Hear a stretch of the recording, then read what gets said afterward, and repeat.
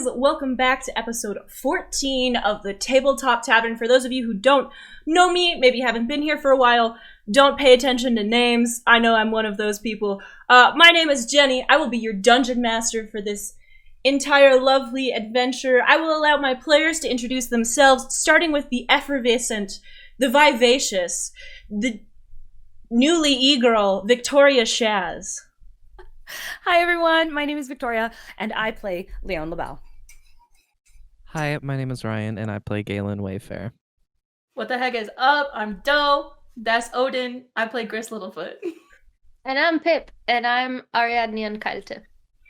So, for those of you who weren't here last time, I am going to give a little quick rundown of episode 13, which was called Hope is a Thing with Feathers.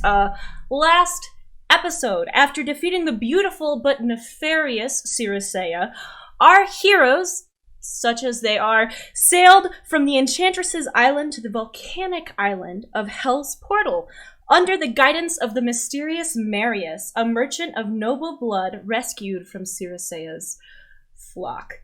This was a cause of some tension within the party, with at least one party member not fully trusting Marius yet, despite his obvious competence.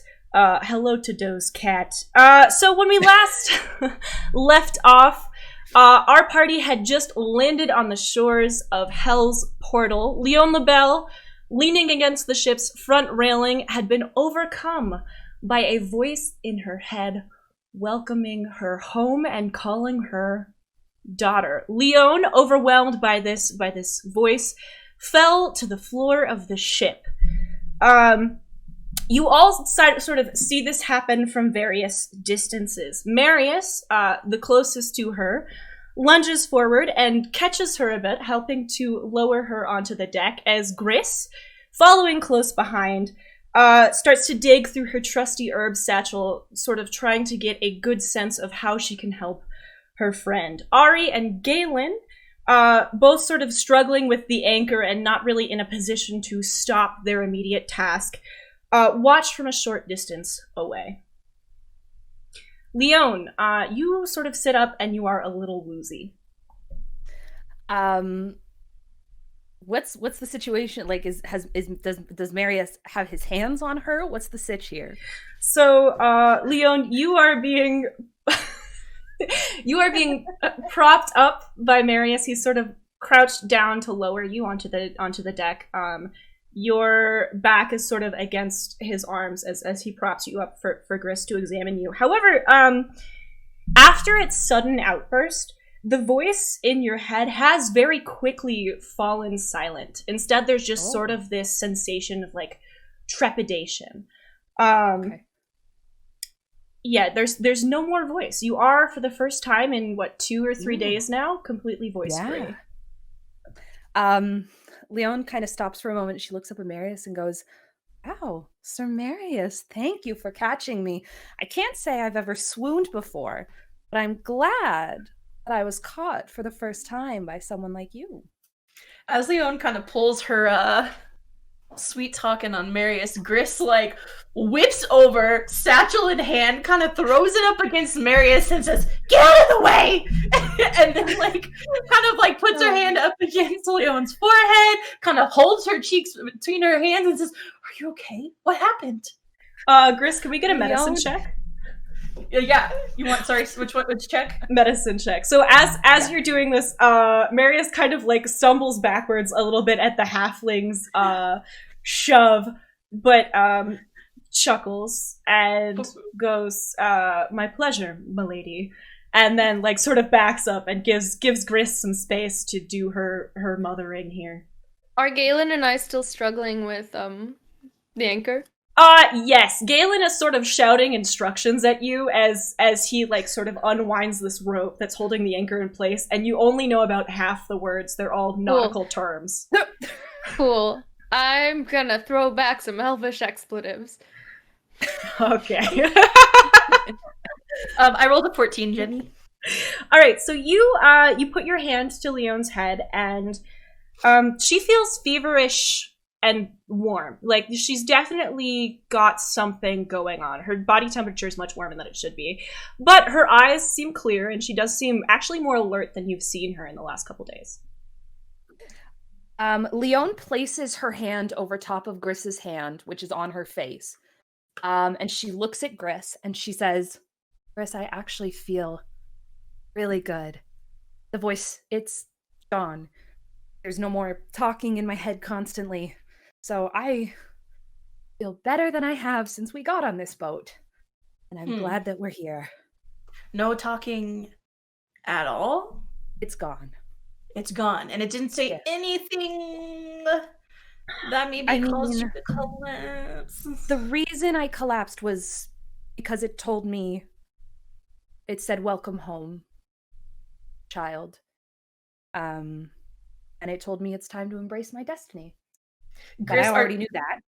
Yeah. So Griss kind of nods and like crosses her arm and raises a very high arched eyebrow and just goes,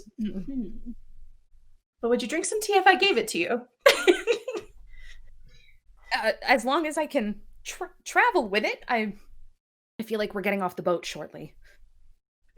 Griss just kind of mumbles and goes searching into the galley for some sort of container for Leon to heat her own water, for the record. Okay, so you are going off to the galley to search? Yes. All right. If I Leon, may. Yes, you may. Yeah. Would Leon you... feeling fine? Do I need to roll something? I was going to ask Griss very quickly to roll a d12. Oh, to see if I find something. No modifiers? No modifiers. I'm just 5. looking around. All right, 5. Yeah, you know what? You actually find... You don't find a kettle, per se, but you do find a pot of some sort. It's sort of black and looks like maybe it hasn't been washed since the last time it was used. With a little scrubbing, it'll work just fine. Griss will take the pot and begin scrubbing it.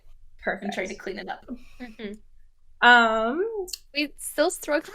I was gonna say, Leon, while you're sitting on the deck, Ari and Galen, you've sort of managed to lower the anchor and are now standing next to each other.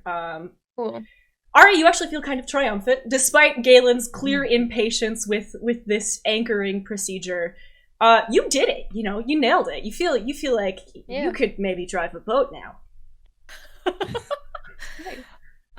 As Griss is getting the tea for Leon, I'd like Leon to kind of like gingerly stand up. She's not in a rush, but I'd like her to stand up and just kind of just brush some dirt that probably isn't actually on her clothing, but is just a habit that she's in when she stands, to kind of brush her skirts, which would have been skirts when she was at home, but is just kind of a pair of travel leggings now. And kind of she wants to head down to more of the center of the boat area, where she assumes Griss has just gone down to, and where Marius is, and where is closer to Galen and Ari.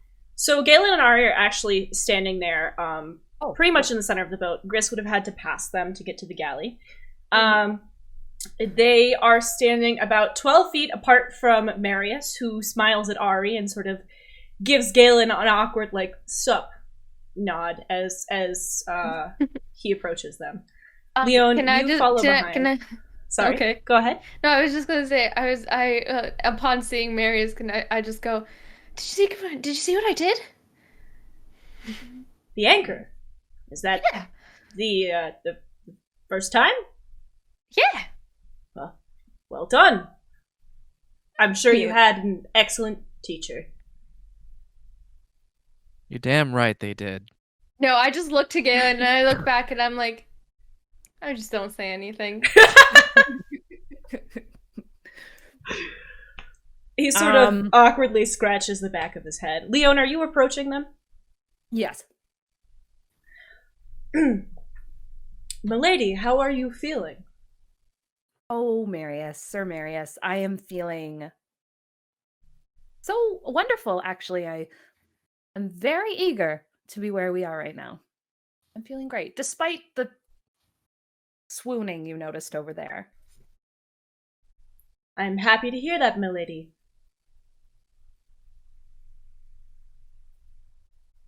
So, Marius, and Leon kind of looks to the rest of the party. Are you going to be coming on to the land with us?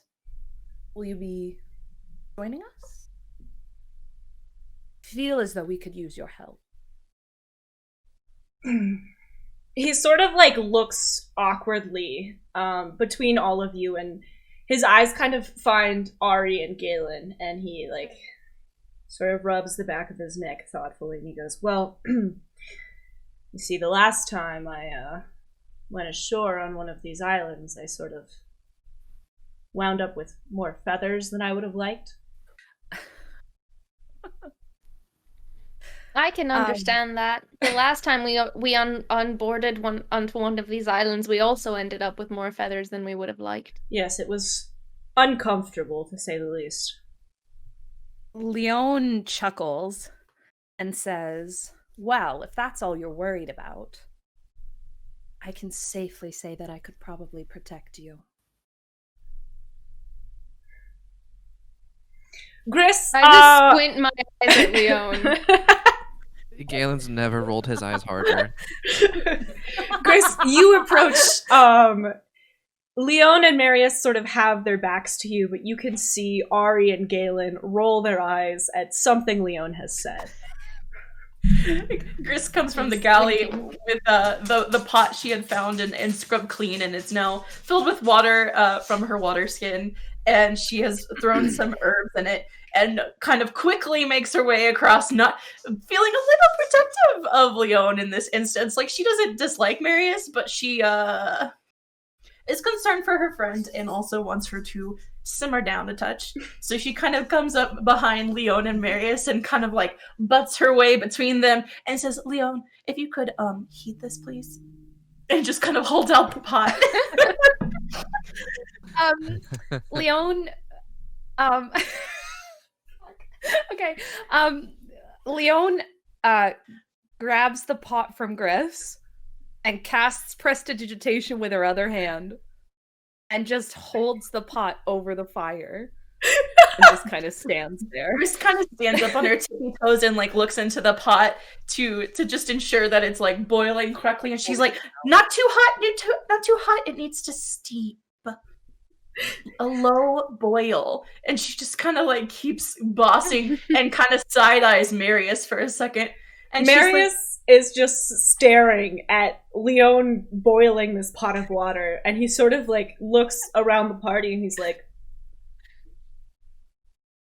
that's quite impressive, milady.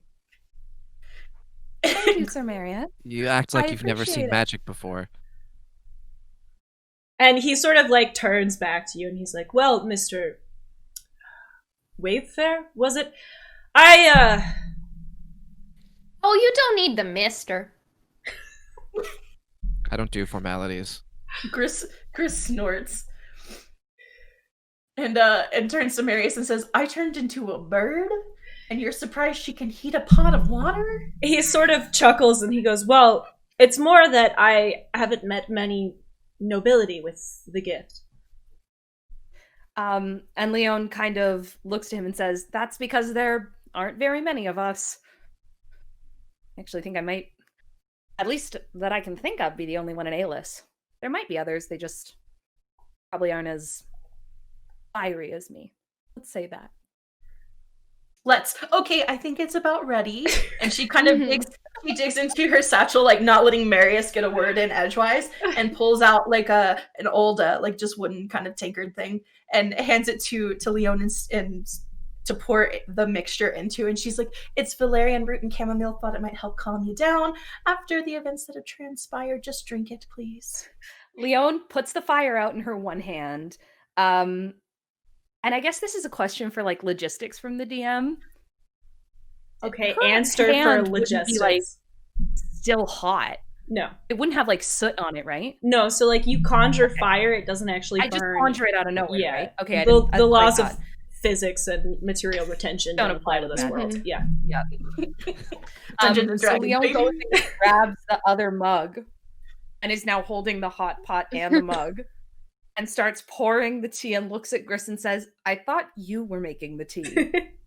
Well, I can't do prestidigitation, can I? Oh my god, my cat!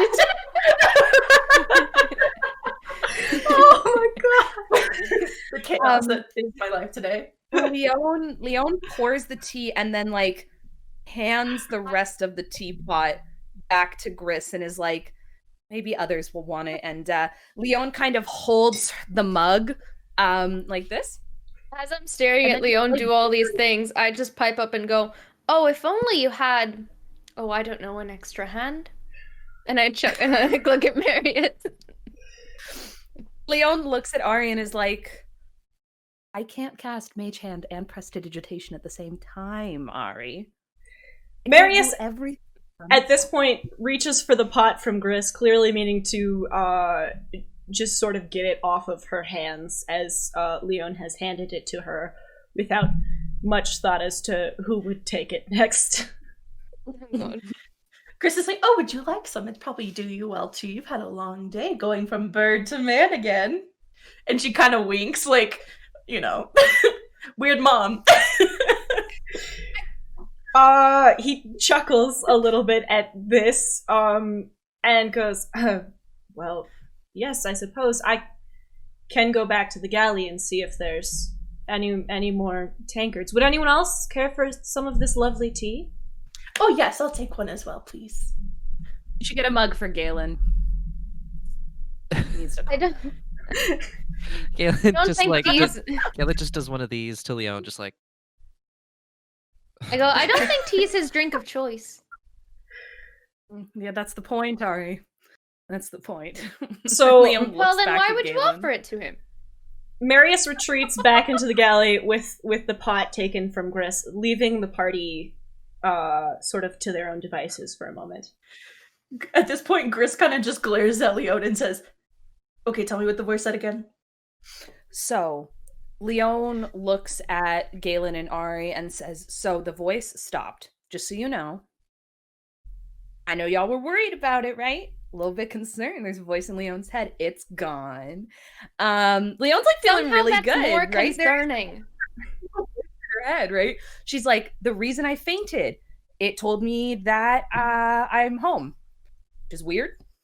Again, you get how And then I that's needed- worse, right? I wouldn't say it's worse. I mean, I was the one living with the voice in my head, and it was just a little irritating to multitask. What shouldn't be multitasking. So I'm feeling good, feeling great.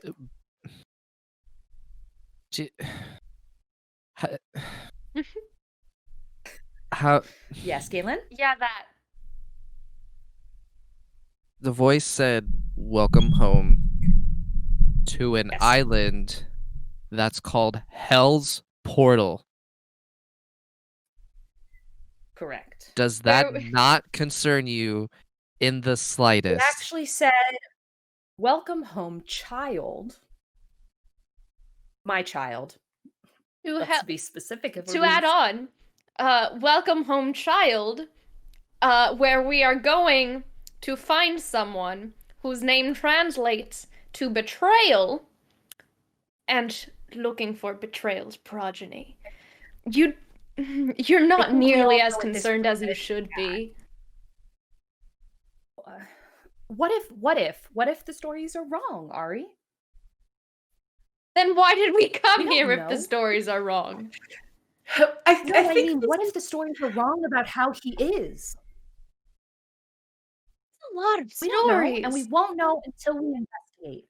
Leon, I And just don't know have been how looking for my wrong. father my whole. I just don't know how wrong ancient stories that have been told time and time again can be. We have the history, we know the reality. I mean, obviously we're in the right place, but let's keep expectations firmly banked a little lower. But is the history told correctly? The only way we can find out is by investigating, and I've been looking for my father my whole life. And so, yes, I am eager because I feel like I finally know who he is, ish, and I know how to find him. Well, And that's so that's fair exciting. enough. But then, Are you ready if they are true? That's what I'm not. I think I need to talk to him to figure it out.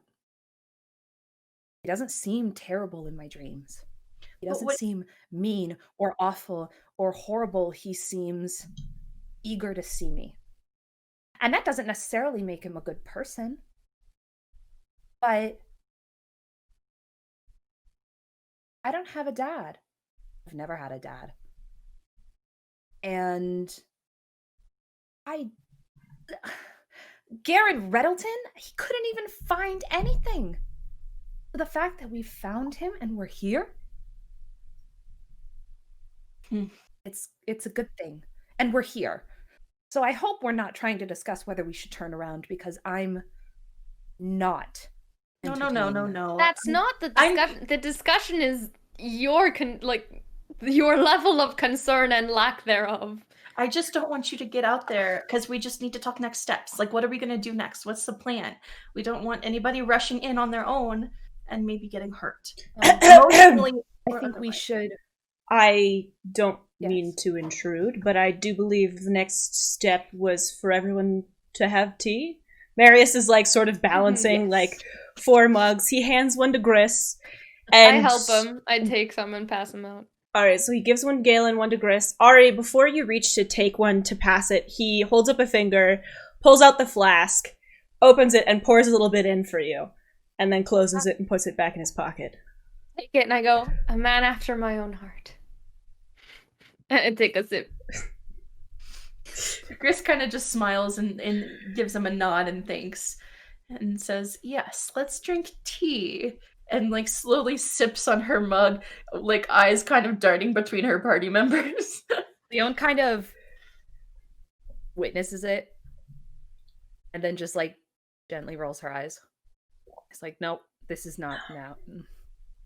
No, it's just not even worth it. Pick your battles, Leon.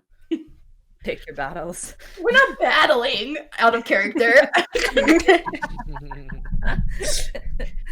So Gris says, all right, we're drinking tea, but we still need to talk next steps. And she kind of turns to Marius and says, you said you weren't getting off the boat, correct?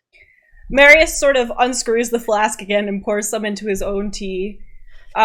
Stirs it thoughtfully for a second, and then sips it and goes, I mean, I did take an oath to protect those who need it. Oh? And I would be remiss if I allowed you to go somewhere dangerous and something were to happen. And he sort of like takes another sip and thoughtfully I nod ponders along. this. I nod along and I go, well, that's very brave. And if it makes you feel better, we've fought some pretty nasty things, and I've gotten quite good at poking holes in them. He sort of laughs and points to your sword and then points to the one strapped to his back and goes, I like to stick them with the pointy end. Hey! I say it exactly like that. I'm so excited literally about said this man. Same thing. And Ari kind of like turns to Marius and has softened a little bit. Like, all right, he's agreed to come with us. He seems to like the same things that Ariadne likes, and Gris loves Ariadne. So to Gris, she's less prickly now.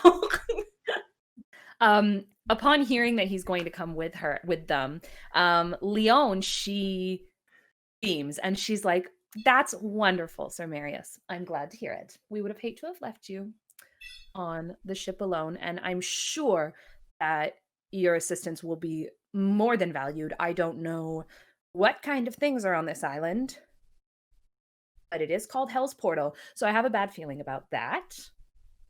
So it'll be good to have another team member with I us. turn to Leon and go, he just agreed. You sound like you're trying to get him to stay. No, I'm grateful, Ari. I'm just And I'm saying. also explaining to the rest of the party that I am a little concerned that there might be. I don't know. That's the problem. Oh, now you're don't know. concerned. I was Well, about to that's what I'm say that, concerned about. Galen. There's some things I'm not concerned about. There's some things that I am concerned about. So not concerned about your friends on the island and meeting your father, Yes. but But more concerned concerned about about monsters. Marius and monsters. Well, I'm not concerned about Marius. I'm concerned Oh, about the you're not. monsters Okay. that might fight us. Okay. And a little grateful mean that to Marius Marius. is Yeah, coming. he is I'm not. Are you guys saying Did that you hear that, I should be Marius? afraid of Marius? I Leon thinks you're a monster. Oh my god. well, you know, she doesn't know me all that well, Mister. Galen. Gris kind of places Leon looks at Sir Marius and is like, just ignore him. Gris kind of places like a pat on Marius's arm or like forearm or whatever she reaches, and she just kind of exhales and is like, "Okay, Leon, dear, what would you like to Yes. do next?" I think we should disembark, and I think we should go. And Just she go. like motions in the direction of the island into the she you know, can I actually Jenny, can I roll a perception, an insight? Can I roll a magic? Do I get a special kind of roll? I What's was the really I want to just sitting here like, someone's got to roll a perception check. You landed on this beach like 20 minutes ago and nobody has Yeah. taken a moment to look around. Can we get everyone to roll a perception check as you're sort of discussing your next steps? Yeah. Do I still have what you told me I had? Oh yeah, baby, you got that until Okay. I'll tell you otherwise. Okay. Okay, so that is a 11 plus 1, 12. That's All right. 8 plus Galen, 5, 20 13. plus 4. Galen's got a nat 20. Damn. 14 from Ari. What did you get, Chris? 14. All right, so Leon, we're going to start with you. You take a look around. The sun is beginning to set. It actually began to set a while ago. It's now barely visible over the horizon. Nightfall is fast approaching. Some might even call this twilight. It's sort of dark, and you're still feeling a little woozy, though much more clear-headed. So you can't really take in much other than the general shape of the scenery. It seems to be a rocky beach, maybe some shrubs, but none seem particularly full of life. Gris and Ari, you both also take a moment to look around. This, as many locations have been to you so far, feels very foreign and alien. This is nothing like the forest you are accustomed to. The beach on which you have landed is covered in sharp rocks. They come in a myriad of colors, but most seem to be a sort of rust red. Further along down the beach, you can see giant obsidian boulders. They sort of shine in the light of the quickly disappearing sun, and glisten. They're sort of being lapped at by waves, which reflect a sort of orangish glow that seems to be coming from this large volcano rising from the island. Galen, your attention is very much focused on this volcano. You've seen a lot of things. You've done a lot of things. You've lived a lot in a relatively short life, but you have never before seen a volcano. The That's volcano. an angry mountain. Leon Very angry laughs out mountain. loud at that. She actually chuckled really hard at that. Galen, you look up towards the mountain that Ari has gestured to and sort of take it in for a moment. You can't see its peak. It's somewhere high above you, sort of shrouded by what appear to be storm clouds, though they haven't gathered anywhere else but around the peak of the mountain. Slow-moving lava flows sort of adorn its sides and front, and they glow very brightly like rivers of fire. There's a fine layer of dust on everything, and when you sort of like run a hand through it, you realize that it's ash. And somewhere at the top of this mountain that you cannot see is undoubtedly its crater. You don't know much about volcanoes, but you have seen drawings. And from what you can remember, volcanoes often do have a crater at the top from which the molten rock, which you are watching flow down its peak, undoubtedly is emerging. So Leon kind of looks around and says, I'm not sure about you guys, but maybe she kind of just points to the top. How about we ask the person who's been here before? And I point at Mary. Marius, when you were here before, did you go up to the crater? Did you go to the top? How do you have any insight? Marius is standing there with his thumbs hooked into the pants borrowed from Galen. Sort of looking up at the mountain. And your question sort of like snaps him out of some kind of focus, and he looks back to you all and he's like, well, I didn't make it to the top, but from what I understand, from what I've read, and he sort of like blushes a little bit at that, and then clears his throat again. And he's like, from what I've read, historically there was a circle of druids here who thought that at the volcano's top lived their god.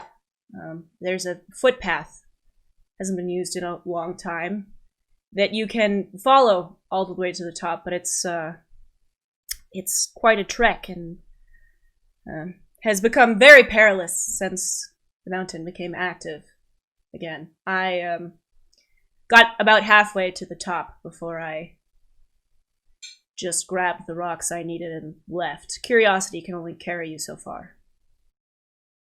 You sound like a smart man. Gris kind of like is just like staring at Marius, and she's like, a circle of druids, you said? He sort of laughs, and he's like, oh, yes, quite ancient. I don't believe there's any more left. The Circle of Flame, the Circle of... I'd have to check. It's the book's in my library and back in Stone Sea. Can't quite remember. I've read quite a few things, but this one was interesting. I'm sorry. And he sort of like looks at your staff, looks at you, and he goes, have you heard of them? It wouldn't be like the Circle of Dreams. No. Okay. From what I've heard, they're largely in Dreamer's Grove, in the Sea of Trees. Gris kind of beams, and she's like, mm-hmm. And so she's like, I wonder what god it could be. And she just kind of like starts digging through her bag once more, and she's also like kind of side eyes Marius, and she's like, I never gave you a shirt, did I? No, ma'am, you did not. Gris pulls out Galen's dress shirt, and she kind of looks at Leon and mouths sorry and hands it to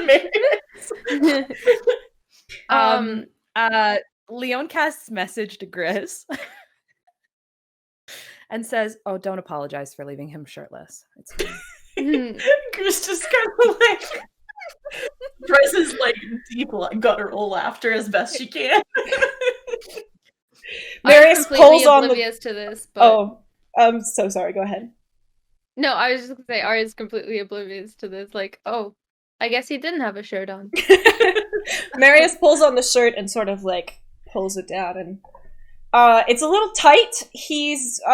Galen is quite the skinny fellow. Marius is definitely a bit more muscled, and he looks at Galen and he goes, "You have good taste." Thanks. It's not his. Well, it is his, but he didn't pick it. It's not his taste. Yeah. Leon looks at Marius. Leon looks at Marius and says, Have you ever visited Raphael in Freylin? Freylin. Elf capital. Yes. Can't say I can't. I have. I've spent most of my time on the water. And there's no real He's port. one of the best tailors I've ever met. He's also insufferable. He picked the shirt. I turn to Galen and I go, well, it's not everyone who enjoys being shirtless all the time. Is dramatic about it. Thank you, Ari. Marius is clearly amused, but doesn't seem to think that he has a place in this banter.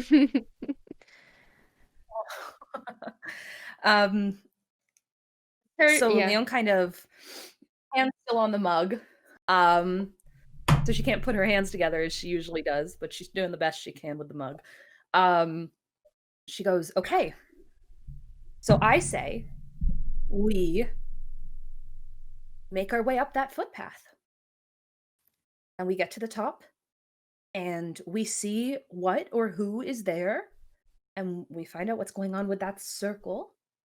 And once we get there, we can figure out next steps from there. I go, you're making it sound a whole lot easier than I expect it'll be. And it might have something to do with those. And I point at the obsidian rocks and stuff. And I'm just like, is there anything special about them that I know or that I need to ask? Do you say that, or is that a question for me, Jenny, the DM? For you. Jenny, the DM? Yes. They're volcanic rocks. They're pretty. You're like, okay, never seen rocks like they're those. They're not like man-made or anything. No, they're just, I mean, the boulders are very shiny. They're shiny. Cool. Those are some shiny rocks. Jenny, can I do some sort of like arcana check or something to see if I know what this other druidic circle is?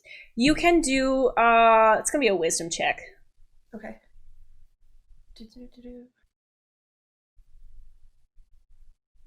19. Yeah, I just go, I expect there will be things that don't want us to get to the top of that mountain.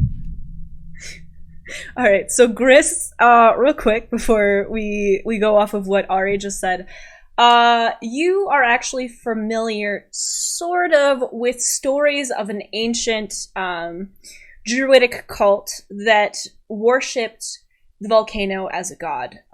They haven't been heard or seen from in over 100 years, but they definitely existed. There's not a lot of information about them or what their practices were, nor really who their god was. That's what I was trying to get to. Okay. So Leon looks at Ari and says, listen, there may be things, there may not be things. We're only going to know once we get there. And so I think we should head out and start to traverse this path. And I don't know anything about this place. I can't give you any other insight other than we just have to do the best we can with what we have. And that's all I've got. Oh, I know. I was just saying you were being very cavalier about this by Marius's definition, like a treacherous footpath.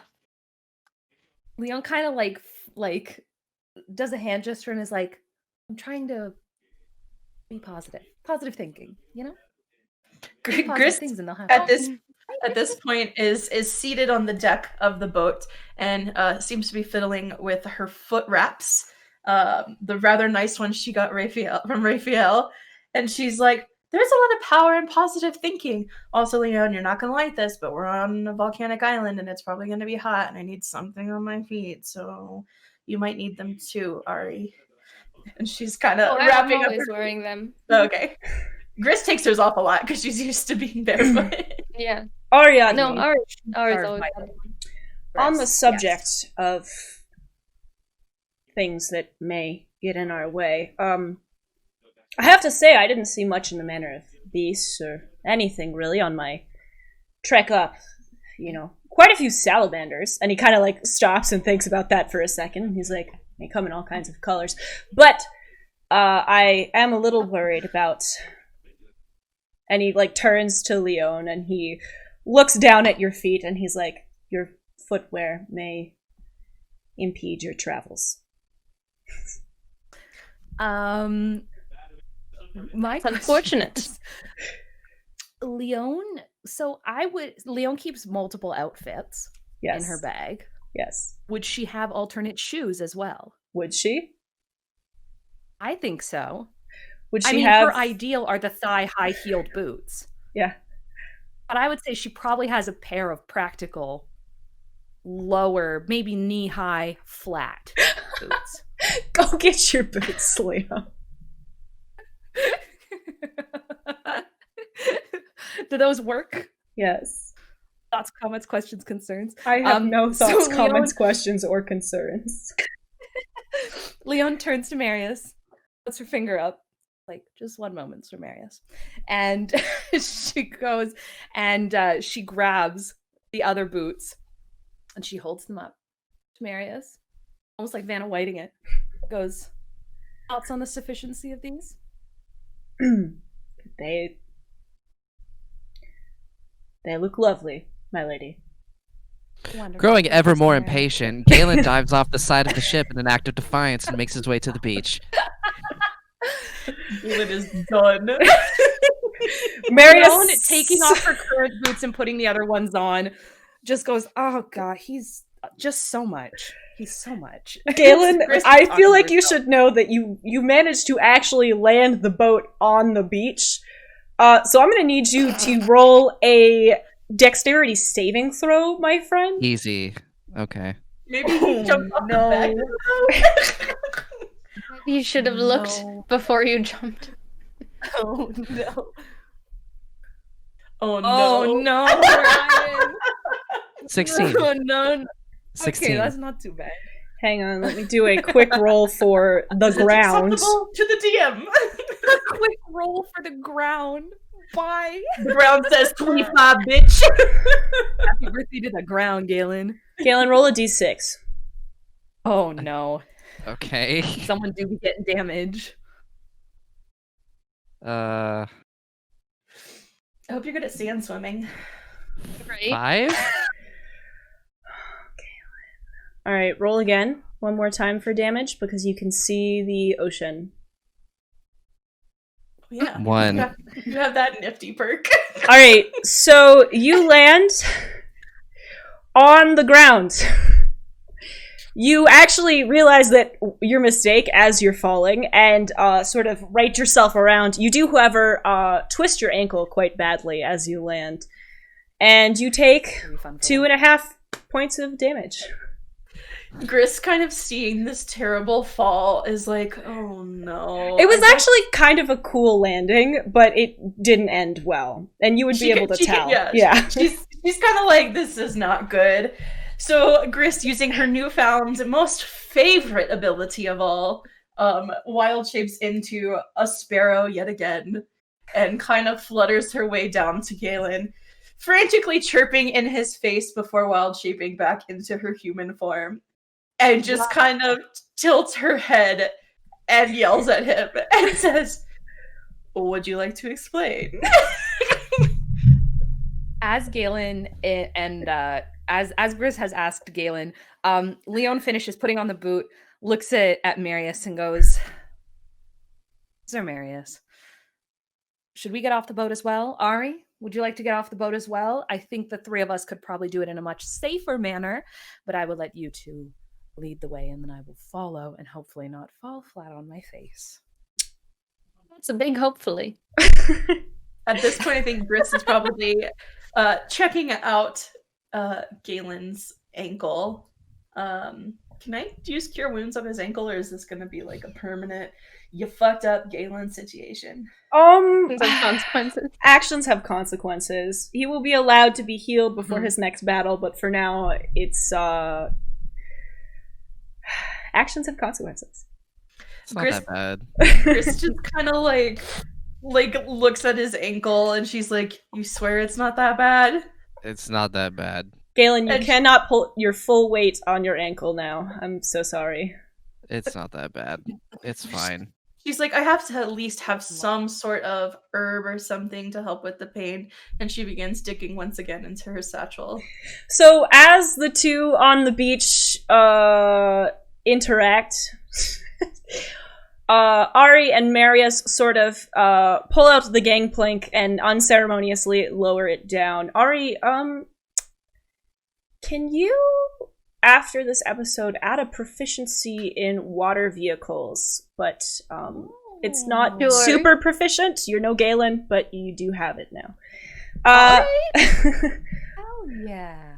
Leon, Marius then sort of does an after you gesture, and you all sort of head down the gangplank to Galen and Gris, who are waiting on the sand. Gris kind of As pulls. they get to the bottom of the gangplank, oh no, I was gonna say Leon calls out, "How you feeling, Galen?" Great. And Galen That's does it. one of these. Gris salute. is like shaking her head and kind of remembering back to when the party first met and when Galen was like up in the tree, and she's just like pulls out this piece of willow bark and kind of just like, why do you always have to be like this? And she just like shoves it up as high as she can and says, please chew.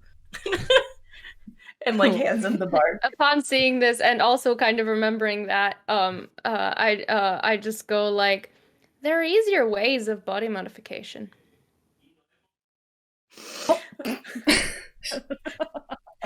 Chris just like has lost it at this point. She's like, I can't with this. She's reached the point with this party where she loves him so much, but also, good lord, they're difficult.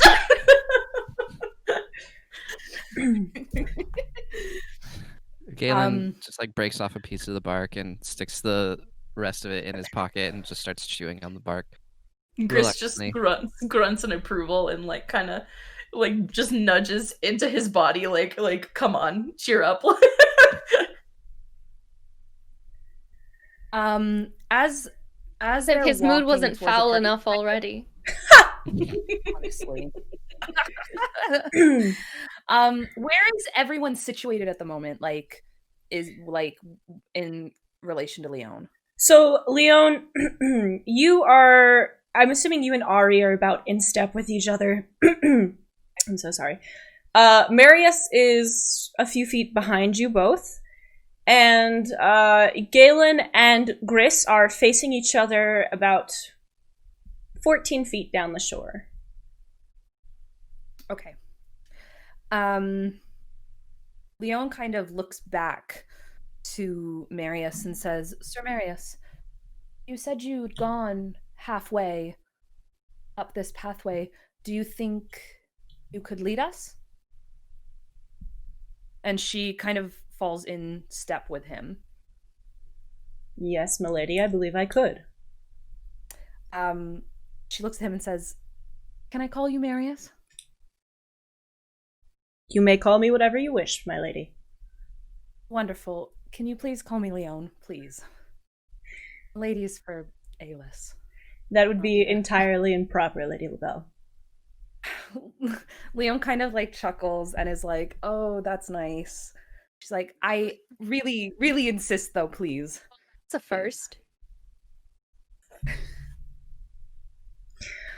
I will try my best, my Leo. Thank you, Marius. Galen, like rubs the bridge of his nose and is just like, it's not that hard. You're 14 feet away, Galen! Well, it's like it's a visual thing, right? Like you can still see. All you I'm can struggling. tell is that they're talking. You're allowed to be frustrated with that, but Okay. So as they continue walking, I assume they get closer to Gris and Galen. yes. That would make sense if they're walking. What an obvious thing to say, Victoria. No, it's okay. So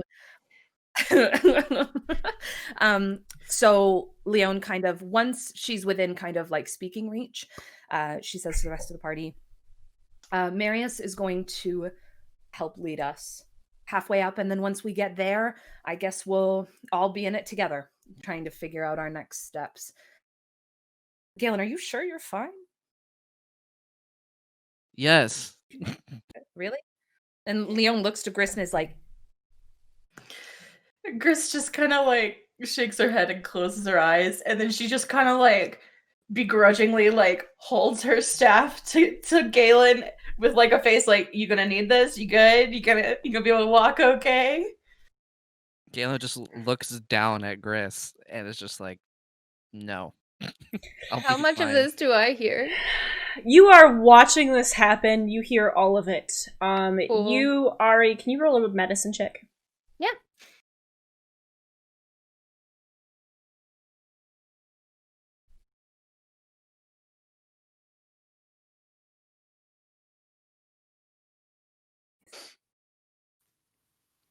$19 plus 5. All right. You look at Galen, and he is clearly not putting his full weight on his right foot, although he has told Gris he will not be needing her staff. Oh my god. I just look him up and down and go, "You're taking the staff, because I'm not carrying you this time." Gris once again just holds it out. Galen just doesn't take it. He just starts walking. Galen, Gris is pissed. Constitution saving throw, Galen. I just wanted to throw it at his back. You can do that too, but we're gonna Constitution saving throw fair. first. I want to be like Rafiki for a hot second. 21. Galen, you limp away. It's very clearly a limp, but you don't fall over. Gris, would you like to throw the staff at him? I guess seeing him limp, she feels a twinge of regret and just says, "Well, if you need it." And I look down at Gris and I go, "No, he had his chance." Gris just shrugs and starts walking, knowing that she will soon fall behind this party very quickly. So Galen has just started walking in a random direction. He does not know where to go. Are you following him? Nope, actually, No. I'm not. I'm just gonna wait. No, For Marius. we're following Marius. Leon looks to Marius and says, "Is he going the right direction?" Or I mean, I'd like to think that Galen's smart enough to walk towards the volcano. That doesn't mean that's where the path is, Galen. Space is 3-dimensional.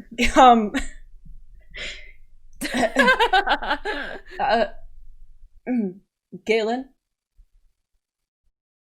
What? I get that you don't like me for whatever reason, but when I was in the military, when someone great. went out of their way to cause problems for the rest of their party, it didn't go over very well. And you're walking in the wrong direction. Even more reason for me to dislike you now. You're one of those military folks. So, well, fuck me. I guess I'll just listen to you. Blah, blah, blah. Leon looks at Marius and says, "Try not to take it personally from him. He's I've just told him as much. He hates everyone. everyone." Do not worry. Well, almost. Lady Leon, my brother is 16. I know my way around a sullen teenager. And he sort of like walks off, still towards the volcano, but around, because the island is a circle that goes in 3 dimensions. Sort of, actually not that off in the direction that Galen was going, but definitely further towards the left. I would like Leon to try and stay in step with him because she's eager. She's like, "Yes, pathway, get to the center of the island. Let's go. I'm ready for this. This is exciting. I want to lead the way." She's like, "Yes, we're here." She's stoked.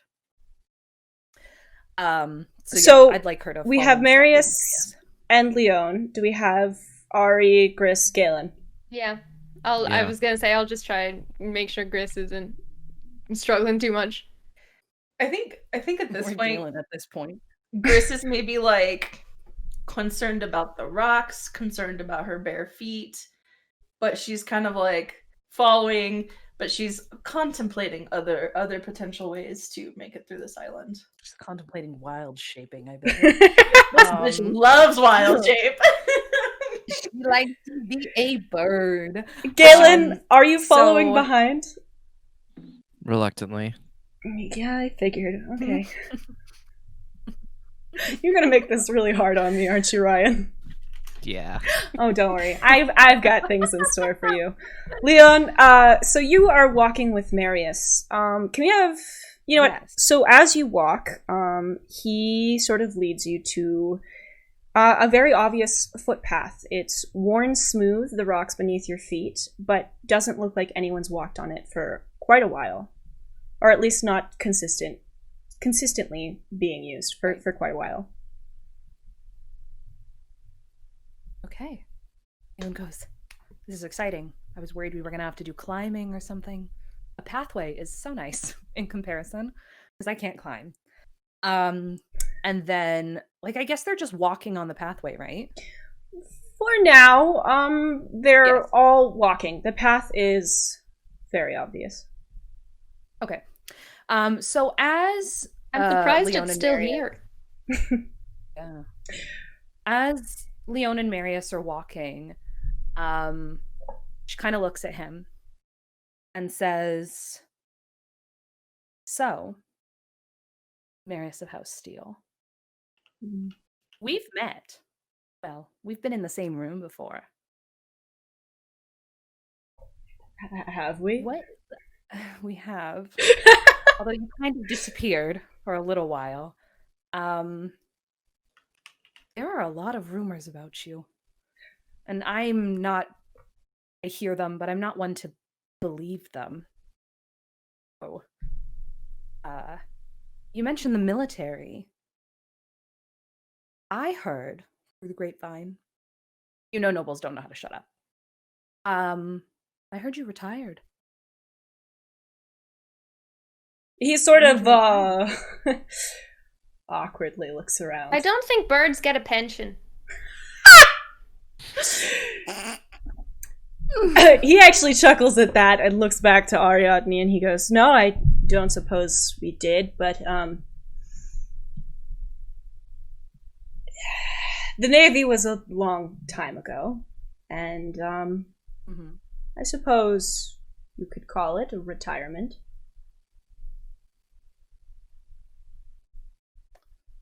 Awfully cryptic, Marius. Oh goodness. Okay. What made you join the military in the first place? Like your family's in Alis. My father is an Alis. My apologies. Your father is an Alis. Didn't have much of a choice, really, after my father remarried. I was sent off to the academy in Stone Sea Oh my god. to sort of keep the peace. But also, as you know, it is the duty of the eldest child to always receive a strong education. I suppose I stayed in the Navy because I love the ocean. I prefer to adventure, to be free than to stay home and slowly stifle in noble soirees. Leon nods and is like, I can appreciate that. While I like Good decisions. Soirees aren't all that fun. and Leon kind of chuckles and is like, Have you been to one? Brow furrowed. Mix on Kalti? Exactly one. And I don't think it's an experience I'd like to repeat. Leon looks at Marius and says, did you know Gabriel Lineros? Oh, yes. I knew Gabriel Naros. He tried to kill me. Well, that doesn't sound too far-fetched to me. He was a... Seemed pretty far-fetched to my mother, I think. Since she was the one who was trying to set me up with him, apparently. Well, you know what they say about mothers. He sort of trails off and he's like, I don't know how I was going to finish that one.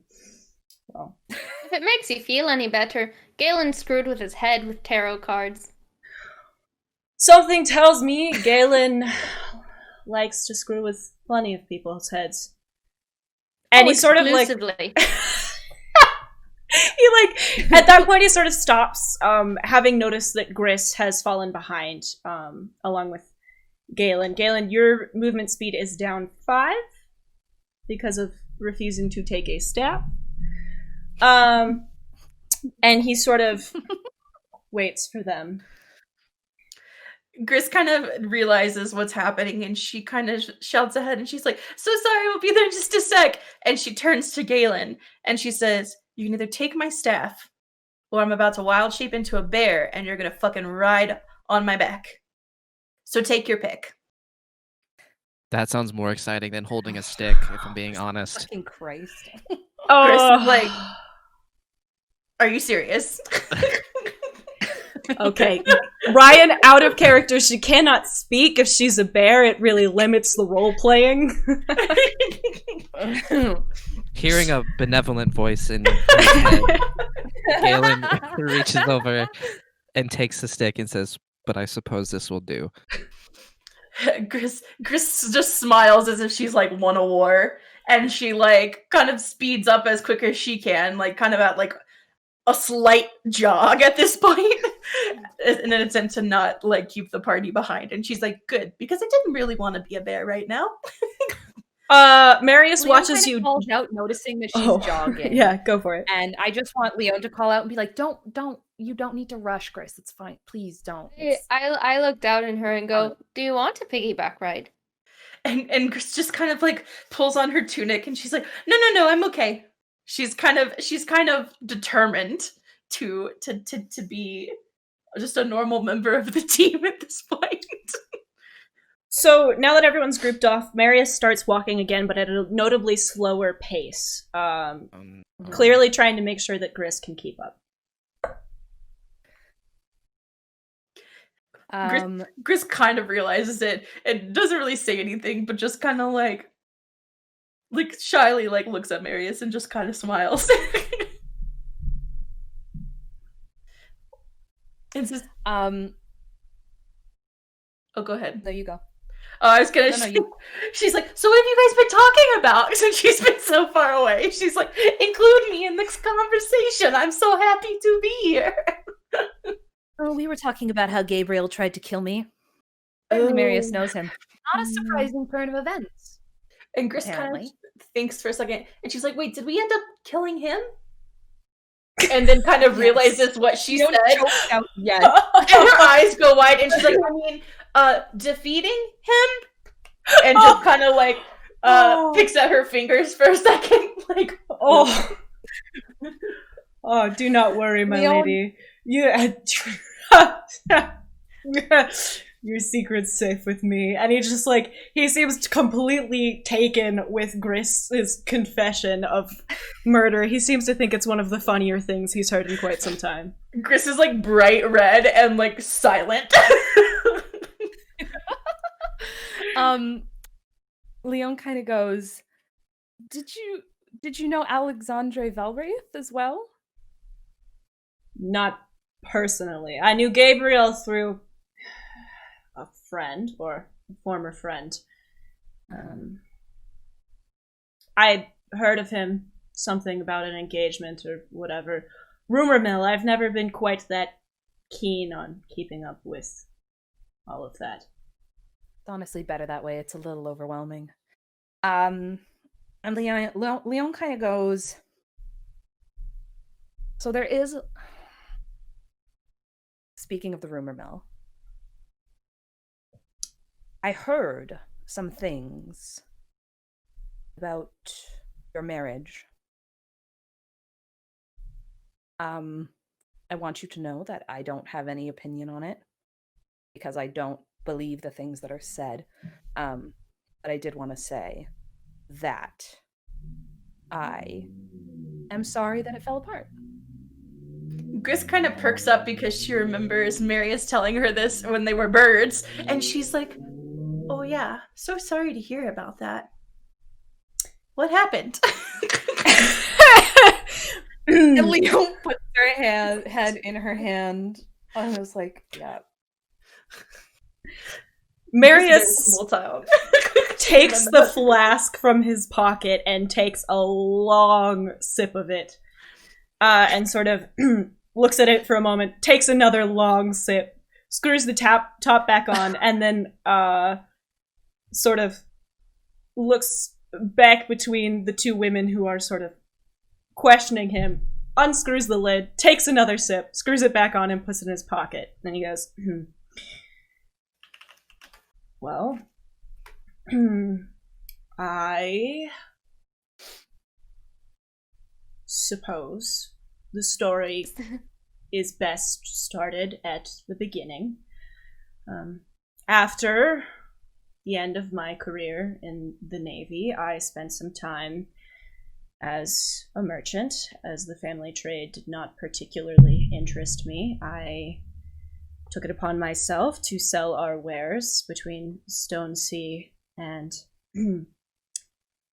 Aelus, and well, I returned home one day, and my father informed me I was to be married to Oh, lovely.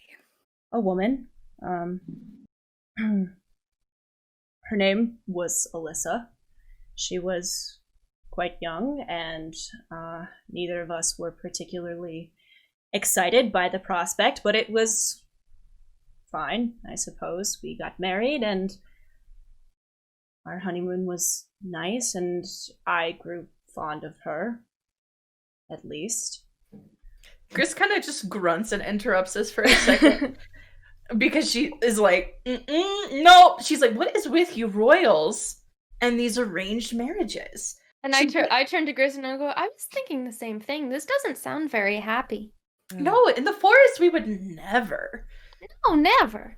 Like, My mother hasn't done that to me yet. well, I assume she was trying with that dastardly human that we defeated. But I think Leon laughed. It's like, yeah. And she kind of turns to Marius and like sternly kind of looks him in the eye, and she's like, you should marry someone you love. And she's like, sometimes someone who chases you for years and years and who you think you love but aren't really sure you love, but ultimately, yeah, you love, but absolutely not someone just because someone told you to.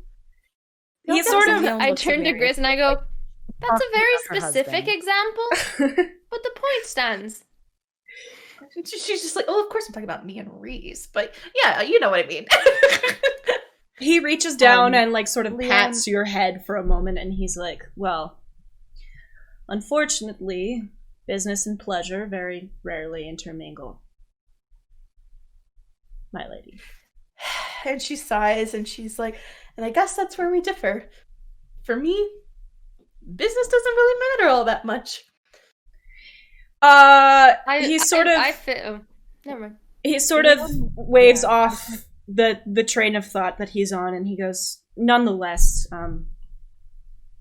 when you prioritize yourself over the ones you love and your need for adventure over the happiness of someone waiting for you, sometimes you can't expect them to wait forever. I assume Leon has put 2 and 2 together. Yes. Leon looks at him and says, I am so sorry. Hmm. For the record, the few times that I met Alyssa, she was very vapid, and I had a bad feeling about her. So, probably not missing out on much.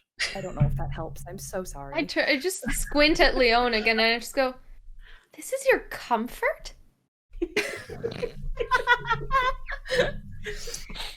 Marius sort of clears his throat, again, very clearly wanting to talk about anyone other than himself, and looks between the party, and he goes, well, enough about me. What about you all? Do you have someone waiting for you at the end of this adventure? Chris kind of chimes in and she's like, oh, well, Galen has B. I mean, And kinda, like, Galen's sort of elbows it. like Galen during the whole like talk about marriage and stuff. Like Galen tuned out because He's he Galen. hates nobles and he's Galen, and he's just like it's just a power agreement. Whatever, I don't need to pay attention. And then he hears B, and then he's like, "What?"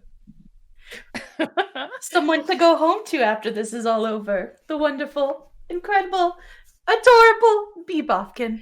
Marius's eyebrows shoot into his hair, and he's like, And he looks at Galen and he's like, I am so sorry. Chris kind of tilts her head and says, sorry? For what? It is none of your Leon's like, concern, "Yeah, my lady. Don't, yeah, I go to Grizz and I'm like, don't worry about it. Chris is like, I'm worried. Galen sort of just like And looks up and looks Marius in the eye and goes like, yeah. can I bet Leon you put are. 2 and 2 together there? You figured out that Marius somehow now knows B, and it's made Galen very unhappy. And as has Leon knows Gris. B. Chris kind of like, So Leon just kind of goes, okay, I understand. Wait. Chris kind of looks over at Ariadne, like hoping they will give her a sign. I just do like a little like later.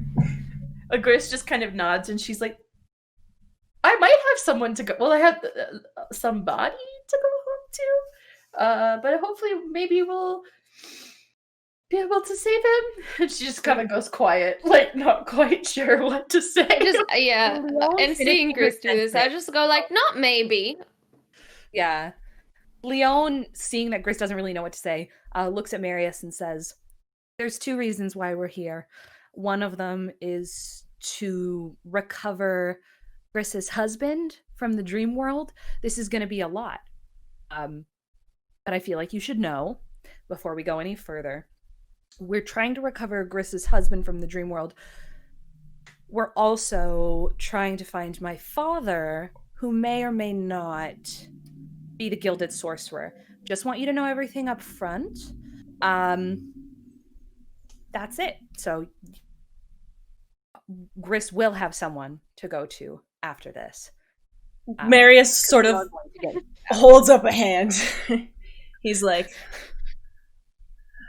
the Gilded Sorcerer might be your father, and we're going to find him. The Gilded Sorcerer with the war crimes, that Gilded Sorcerer. Presumably, yes. Yes, You see that our one. concern. Chris It's is not just so much nodding. might be my father, so much so as Probably, maybe, definitely he was my definitely. father at this point. So Okay, I'm so sorry. The Gilded Sorcerer, like the one that the elves have the thing about, you know, with the that one. in his bed a hero's sleep, and he sort of like goes off on a little tangent here. From his dreams the world ends leap. That guy. That Yeah, I go, yeah, the one whose name translates to betrayal, yeah, she's his progeny from that song. Betrayal's progeny, to be exact. Leon is like wincing, like, this is really not the best way to be meeting an attractive man. And she's like, yes, to all of it. Yeah. Yes. You see our concern back on the boat. There's also something about, like, what was it, Golden Blood, and Leon reading stuff. Well, that's what Gabriel said to me when he tried to kill me. Golden blood for golden causes. Which was only fun. when golden blood is spilled is the dreamer's destiny fulfilled. Yes, I'm quite familiar with songs from the seas of trees. But I guess, and he sort of like takes a little bit of a step to the side, sort of away from Leon a little bit, and he goes, I thought he was the intimidating one here. Gris just kind of waves her hand and she's like, oh no, Leon's wonderful. Just because she's got maybe a scary backstory and maybe some scary moments here and there, she's an absolute Maybe dear. sometimes kind of dissociate and launch herself into dangerous situations. I just like am Sometimes- trying to Has dreams and maybe speaks in her sleep every now and then, but it's Okay, everyone. okay. Wow, She- everyone. She set Strike's mustache on fire just because she could. He said So- that It somebody wasn't needed to true. ride it. Go for a mustache ride. He Yes. deserved it. Disgusting. Thank you, Gris. I actually think the It's mustache awful. thing is quite impressive. You knew him, didn't you, Galen? He was a dick, right? I'm glad we can finally agree on something. I think you agree on something else is what I'm picking up on, but, whatever. Chris. Yes. Thank you, Galen, for shutting that one down. I appreciate it. Leon says, I assure you, I don't know my father. The reason I'm here is because I want to find my father. And as I was saying, there's no way for us to all collectively know what he's like. None of us have met him. He might be terrible. He might be tolerable. Who knows? The fact that I need those to are know. the options, though, isn't encouraging, Leon. At the very least, I need to know, Ari. I might am even be alive. Okay, but just maybe take everything you said with a grain of salt. Don't trust things that you hear in the dream realm. Just be super cautious. I am not one to judge when it comes to fathers, Lady LaBelle. Forget I said anything. Thank you, Marius. And are we all still walking at this point? Yes, actually, can I get a perception check from everybody? I was gonna say I'd like to do that. Cause it's been a hot minute. Oh shit, Gris ain't paying no attention. It's a 4. Oh, 14 plus 5, 19. Where the is? Okay. Yeah. I'm not even gonna roll twice because it 13 can't get lower than that. Plus 4 is 17. Oh, All right. crit fail. So yours was a crit fail, Gris's was a 4, Ari's was a 15, 19. and Galen's was a... Thank you. Galen, what was 17. yours? 17? Okay, so we're gonna Leona's start vocal with Gris. Gris, you are actually lost in thought.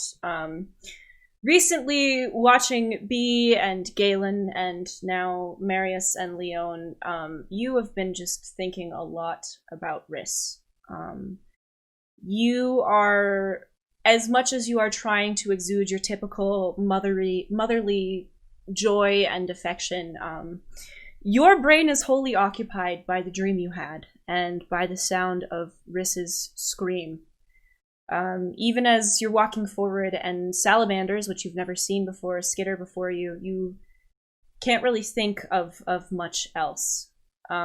It's, your heart is breaking even as you're walking. As you're watching this, when you watched Galen light up when B was mentioned, you can't help but think that you should be lighting that way about your husband, who right now every thought just kind of fills you with sadness. Ari, you actually take a little moment to sort of dash ahead.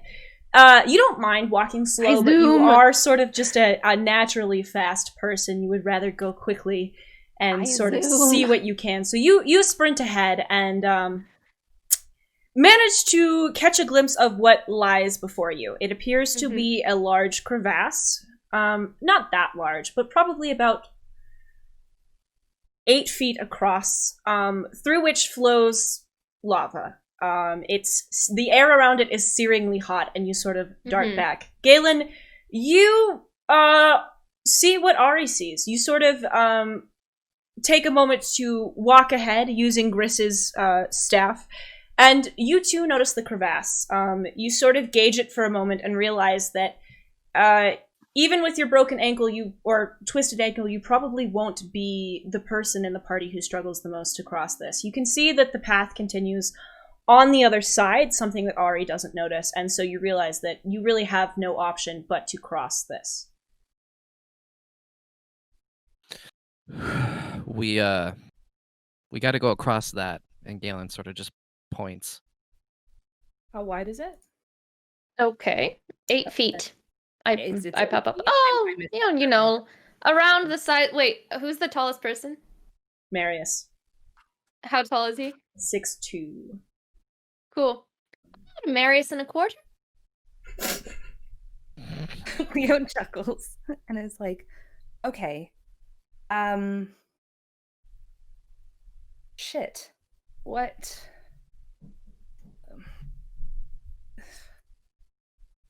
How do we do this? How do we... Gris kind of suddenly looks up, having been deep in thought, and says, "How do we do what?" Yeah, Leon, you don't really notice anything. I forgot to tell you. You're sorry. You're standing there. You're thinking a lot about Marius having mentioned war crimes. There's a handsome guy in front of you. Galen's being a little bit of a prick. You know, your brain's kind of all full right now. Yep. You don't even really look around. You're sort of like looking at Marius and back at Galen, thinking about that weird exchange, looking at Gris, who seems kind of disheveled very suddenly, and not really considering much at all. Okay. Is there Leon said anything on this side or the other side that could help get the party across? I need Galen to roll a wisdom nature check. Before we do that, can somebody tell Gris what's going on? Yes. And Leon, honestly. We got to get across that crevice. Leon looks up and is like, "Oh my god, okay." Gris kind of tilts her head and she's like, "Well, I can be a bird." Did you say nature, Jenny? Nature. Are we all Leon cast message real quick. Or Galen, you could cast Arcana. You could do an Arcana check if that would be better suited to your skills. Are these both like- your dump stat? Yes. Yeah. Can I ask the DM a question? Now that You can ask the DM a question. Go for it. So, once upon a time, we saw a wyvern. Do we know what the CR of a wyvern is? Probably too high. It's too high. Fudge. Okay. I guess think looking- I Is pipe there a up. body of I water visible? Mm, Probably not, right? no. Okay. now that Leon has seen the lava river, Mhm. can she roll Arcana?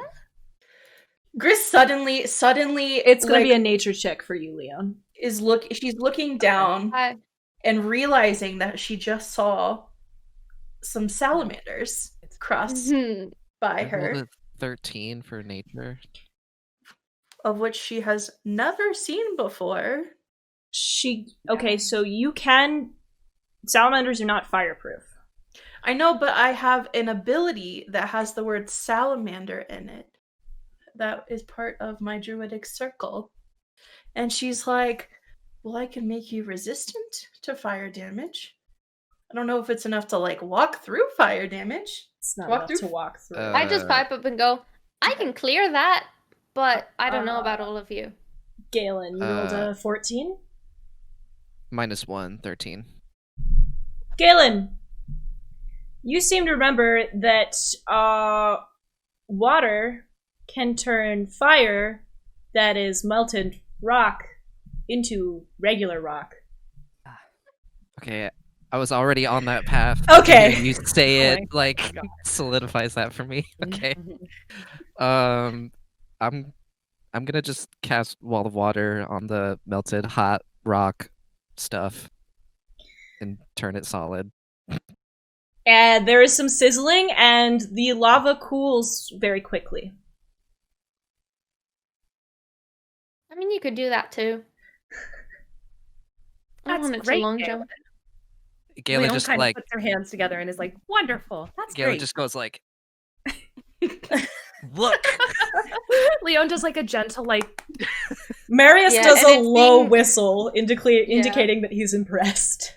And it's seeing that I go and and remember, I just stare at Galen and go, see, that's a good use of water wool. As Leon opposed goes, to "No, Chris, As opposed to last time he used it. the last time he used it. fine." Yeah, I haven't seen him use it. back before we got to All right. Nep. Okay, I'm like staring at Leon now. Ari, I think Leon's a little bit embarrassed in front of her new betrothed. I beg your pardon, Galen. Betrothed? What? You heard me. And then Um, Galen sort of like snaps his fingers and is like, let's go. Leon looks at Gris and says, "The first night, Galen used it on me." You threw water at Leon? No wonder why you guys have had a weird tiff ever since.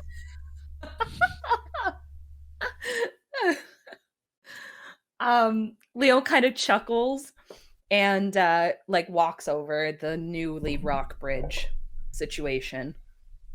Lack of lava, I guess, is a better term.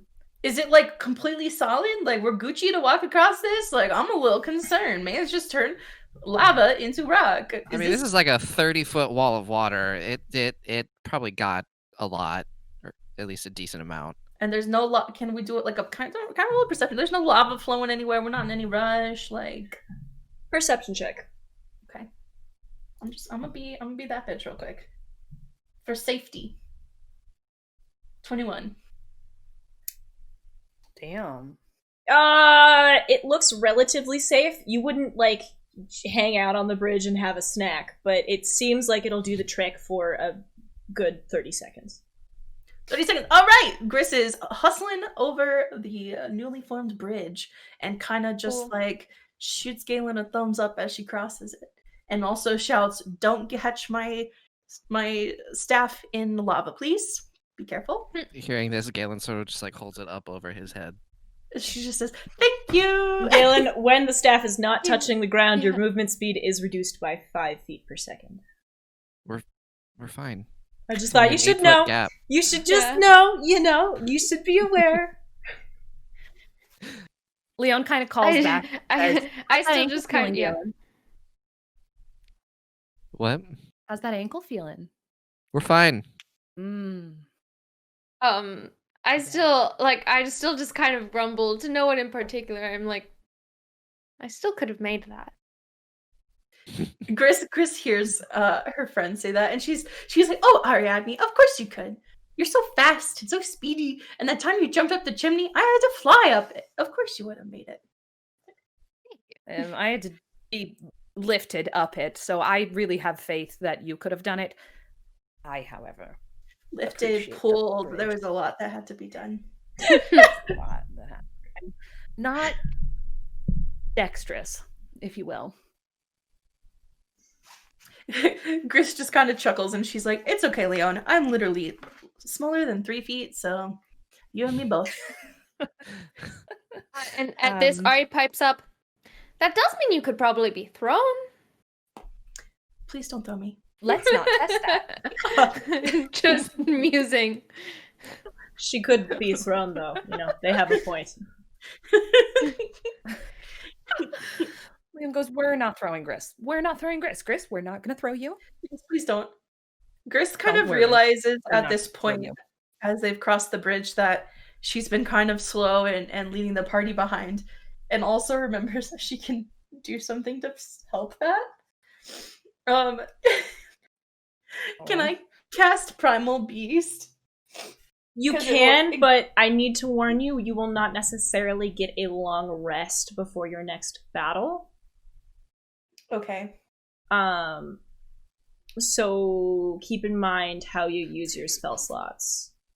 Mm-hmm. Just kidding, we're staying slow.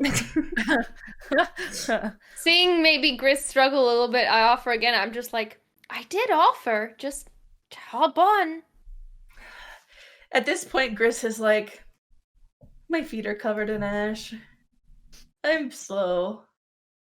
Galen's faster now." And she's just kind of like nods up at Ariadne, like, "All I right." just like kind of crouch and like hold up like an arm to make some kind of ramp and just wait for Gris to climb. Gris kind of scrambles up them and kind of just gives them a pat on the head to let them know that she's there and situated and they can stand back up. Cool. I do. So while they're doing this, Leon kind of sidles up next to Marius. I'm not sure where Galen is in relation. Galen, where are you? Marius is in relation to everyone. I'd say I'm maybe right about at the end of the crevice. Alright, so Galen's gonna be about 5 feet away from Marius, who's sort of awkwardly standing there with his arms crossed, like watching the whole party interact with each other. Arya's gonna be about 5 feet away from Marius as well, with Gris on their back. So you've now approached Marius. Nice. Okay. Leon looks at him and says, You feel comfortable? Are you okay if we keep walking? Are we at the point that you got to yet? About another 1.5 miles. Okay. So Leon kind of like motions like Surprisingly we start uneventful. walking. Yeah, thank God. I What do told mean you. uneventful. I did magic. I did magic. I did water magic. I've never done that except for the first day. Well, whose decision was that? I didn't You've have been an opportunity unconscious. to. You've been unconscious and clumsy every other time you got the opportunity. It's not on me to tell you to use water wool. Gris is like, I mean, to be fair, Ariadne, he's not a spellcaster. He's just a Triton. So that must be one of your Triton abilities. You'd be correct, Gris. Well, I'm very proud of you, Galen. And she just kind of shoots him a smile. Galen blushes. I thought it Blue. was quite cool myself. Impressive. I just chuckle at Marion.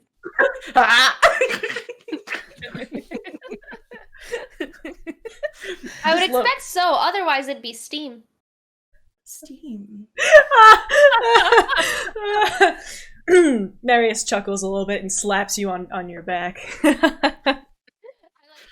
Shake a little bit and I like grab Gris's legs or something to make sure she doesn't fall. Gris kind of like holds her arm out to like steady a little. She's like, Marius! Sorry, I forgot you were there. And Gris kind of like, how could you forget? It's me. He was looking at someone else. Gris is like, Yeah. don't throw me. I just go, I'm a it's person." okay. I forget how susceptible she is to momentum too. I'm literally 2'7". So, shall we continue? And Gris kind of, with a new height advantage, like points ahead and says, "Lead the way." Marius Leon chuckles. sort of Oh, God. starts walking again, this time at a more normal pace, less slow than before, now that Gris is able to be carried. Leon says to him as they're walking, she goes, you said you didn't like the family business. You're not a metalsmith? You don't make weapons? I know your father does. I mean, I can. You also don't have to tell me if you don't want to. It's all right. I mean, I don't see you running any shops or anything, so I'm sure you can understand. Oh, thank goodness. Did you make my yours? God. Yes. I learned the family trade. I dare say I'm proficient, but I point sometimes at his hilt and just go, I like it. You should see the pointy end. Gris kind of like leans closer to Ariadne's head and says, "You should get him to make you a new pointy thing." I thought he just said he didn't like to. Oh, yeah, good point.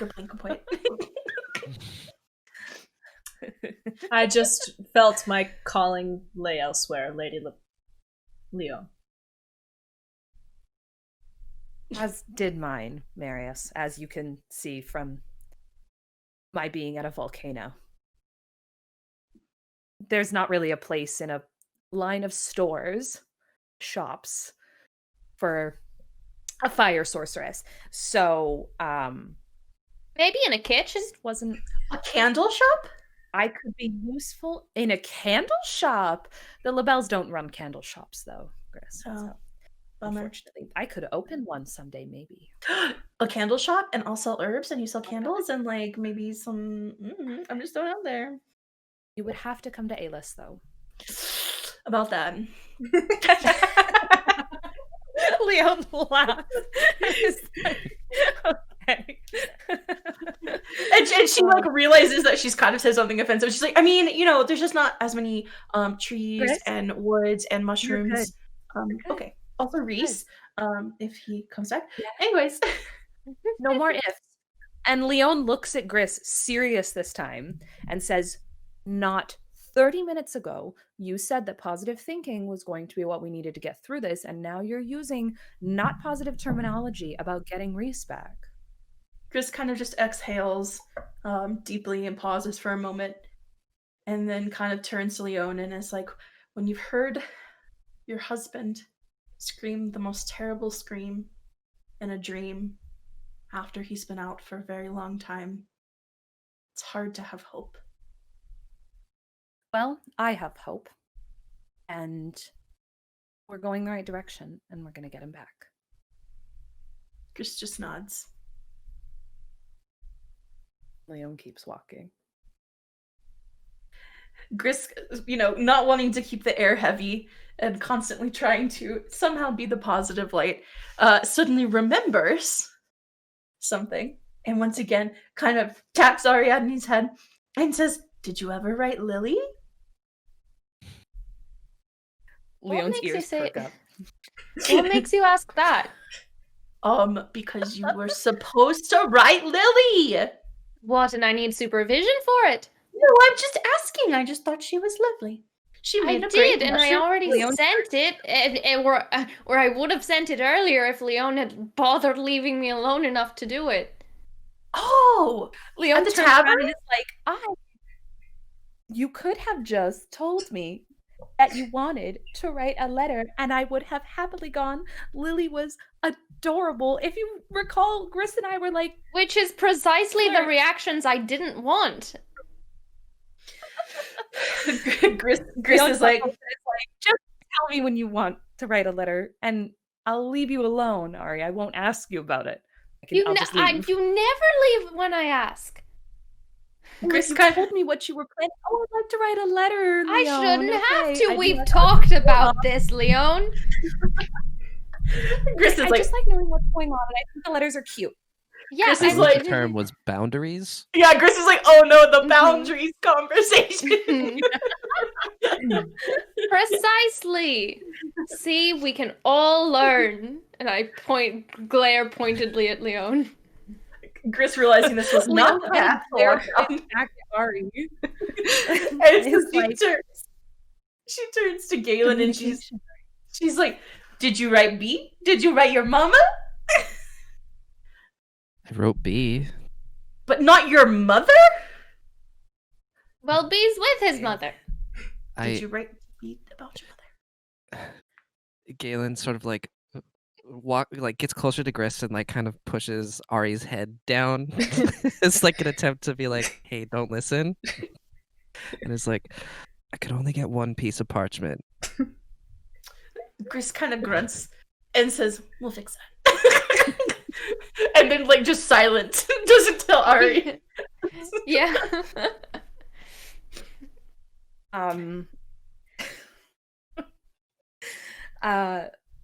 Leon kind of looks at Marius and says, Gris likes to communicate. The other two don't. I've found Ariadne quite easy to talk to. Thank you, I mean Marius. about, I found you easy to talk to as well. Oh, thank you, Ah. Ariadne. Gris says easy to talk to. Ask them about romantic endeavors. Yeah, maybe not easy to know on a deep level. Oh, he's. I'm like, oh, he's welcome to ask. Ariadne, do you have a girl you're writing, apparently? You don't have to tell me if you're not comfortable sharing. Boundaries, Okay. as... Ari chuckles at that. Ari chuckles at that and just like again like pointedly looks at at Leon and then up at Gris really quickly and then goes, "Thank you for respecting that. But of course, there's Gris looks at Leon. There's an innkeeper we met before ever arriving here, and they own the map we've been using. And I promised I'd keep them updated on our adventures." Oh, Gris pokes Ariadne. Maybe Marius could sign where he's from. Yes, that's a lovely idea. And Ari just completely like perks up. And I turn to Marius and I go, "Would you be willing to?" Of course. Cool. Guess. I poke Gris and like I point at where it is in my bag, and I turn to Marius and I start to explain. See Lily, she has everyone who's ever visited signed this map with where they're from. So it's like a roadmap of all of the places that she doesn't get to see. She wants to adventure, and Gris is digging through Ari's rucksack and kind of pulls it out and dangles it over to Marius. Like, we're doing this now. Do you have a quill? I would assume so from the letters, but... Yes. No, Gris look up at Gris. and pulls it out, and an ink pot as well. And says, should we stop for a second? He sort of says under her breath, go for it. Before like any of that happens, just low enough so that Marius can hear. She says, "You should ask them more questions because that is the most that we've gotten out of them in a long time." He sort of turns his head slightly to Leon, smiles, does a little wink, and then looks back at Ariadne and goes, "Thank you." And he takes the map and he just sort of looks around the ground and brushes the ash away so that the map won't get dirtied. And lays it out and dips the quill in the ink and then pauses for a moment, sort of looking at the map. He looks up at the party, he looks back at it, and he takes it and he draws a small M over 3 places on the map. What are those places? Roll a perception check. Galen, roll a perception check. I assume Gris and is way Gris, too high up to see. You're too high up. Ari, you can roll 1 too. Okay. 15. I hate having disadvantage on everything because I rolled a nat 20, but then I also rolled a 10. 10 plus 5, 14. Okay, so we're going to start with Leon. Leon, you can see him clearly mark Stone Sea with an M. Okay. Ari, you notice him mark Stone Sea and Alos. And Galen, you see him put a small M next to the G that you've marked over Aquera.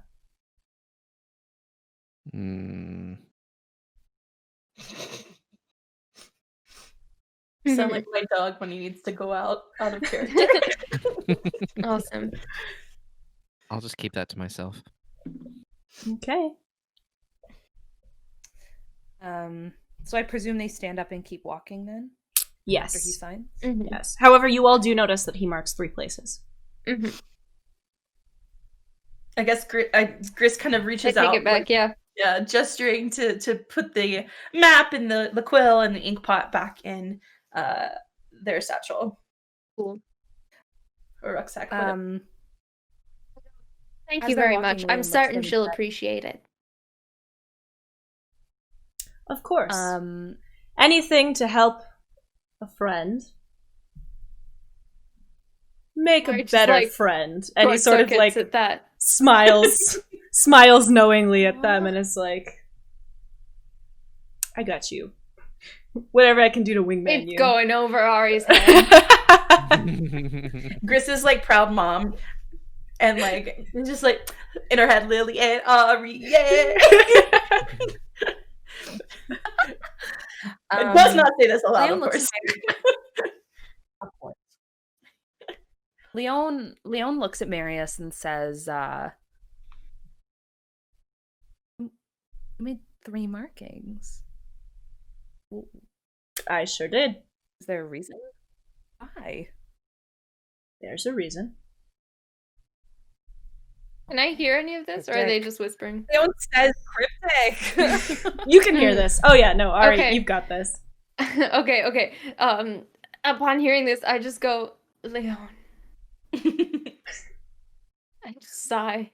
Leon looks at Ari and says, "I'm allowed to ask questions." Thank you.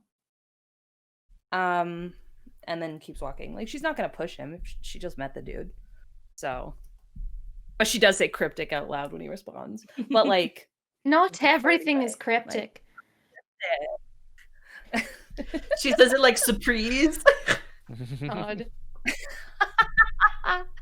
So, the path has started to tilt upwards. It's getting harder to continue along it, and Marius sort of pauses for a second and looks around. He's like, "This is where we turned back last time." Okay. Did anything specific make you turn back? I'm more Men concerned. were afraid that should we continue, it would become more treacherous. Did A you valid lose concern? crew on Circea's Island? And he like sort of takes a like very long and heavy sigh and actually sits down on a rock for a moment and puts his head in his hands, and he's like, on our way back, we saw the patch of water, and I, in a moment of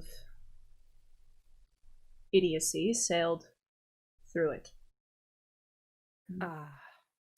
Well, you couldn't have known. It was home to a ship eater, and I was the only one to. We am should so sorry, continue. Marius. Yes, we should. Should we roll a perception check? Is there any like thing other than just the steep path? Is there any other paths? Any other way up the volcano? Roll a perception check. Okay, and while we're doing that, as Marius gets up, I just like approach him, like give him a solid like pat and a squeeze, and pull out my flask and like offer it to him. He takes it, he unscrews the top, and he takes a long pull from it before screwing the tap back on and handing it back to you. I put it back in the pocket, and just like in the same motion I did to Galen back on the boat the first time, I just like tap the pocket and like that's where it lives. As in permission to grab it. I rolled 14 plus 1 on my perception. I rolled a 12. And I have a 9. Chris? 13. All right, so Leon, you actually take a moment to look around. The path does begin to go upward at a rather steep grade. The gravel looks sort of loose along the trail, but it does appear to be the only path leading that way. Okay. Gris, you are distracted by the salamanders. They're really cute. You finally have been kind of broken out of your like little like spell of thinking about Riss, you know, and you are quite charmed by these little salamanders. They're actually starting to gather, you notice, off to the left of the trail. They don't really seem to be doing anything suspicious. It almost looks like they're having a little salamander council. It's very cute. You'd like to join them maybe sometime. Not now, but maybe in the future, to talk with them about salamander gossip and salamander things and maybe what sort of things they'd seen. Ari, you too noticed the salamanders, but your really only thought is like, those lizards, there's something deeply wrong with them. Galen, you are sort of looking at Marius. From what you can tell, what he said is truthful. And you take notice of the way that Ariadne has shown him the same sort of show of empathy or sympathy that they showed you when you told them about everything that was going on in Aquera.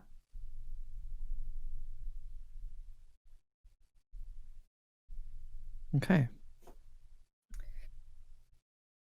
So Leon says, I think we have to just really carefully climb up the path.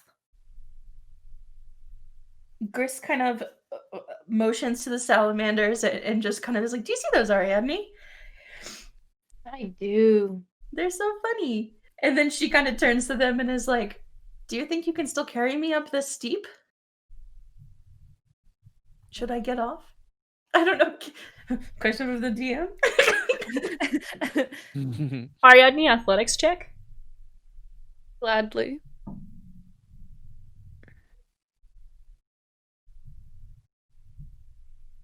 That's an 11 plus 4, 15. Yeah. Okay. Yeah, your speed might be reduced. Okay. But you should be fine. Okay. I ponder it. I look at where we're going for a second. I'm like, yeah. And I look up at Gris, just carefully. And Gris just kind of nods and says, okay, well, if it gets treacherous, let me know. Or if we need a break, let me know. Will do. And she's like, I can always be a bird again. Jesus. No more birds. Gris just kind of chuckles because at this point she knows that the party's sick of her being a bird and she's a little sick of being a bird, so it's kind of just a joke at this point. Marius sort of does the same sweeping sort of after you gesture that he'd done on the gangplank, and sort of forces a smile, and he's like, "Shall we continue?" Let's do our best. Yeah, we should. Leon is hesitant to go first here.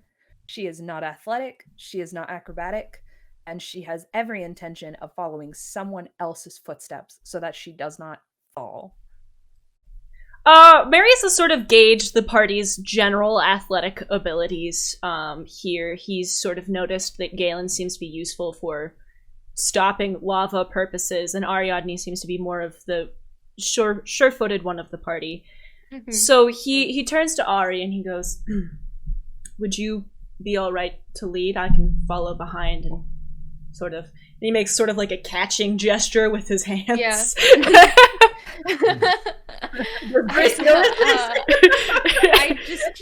I just chuckle and go, well, hopefully I won't need it.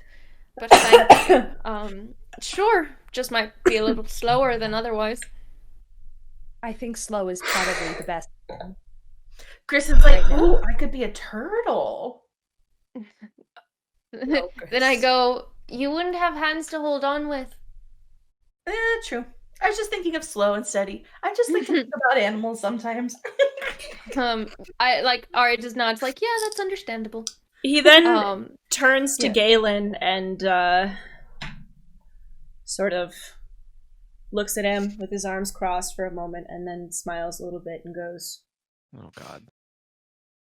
"Would you mind to follow them? I'm not nearly as useful when it comes to the lava as you are."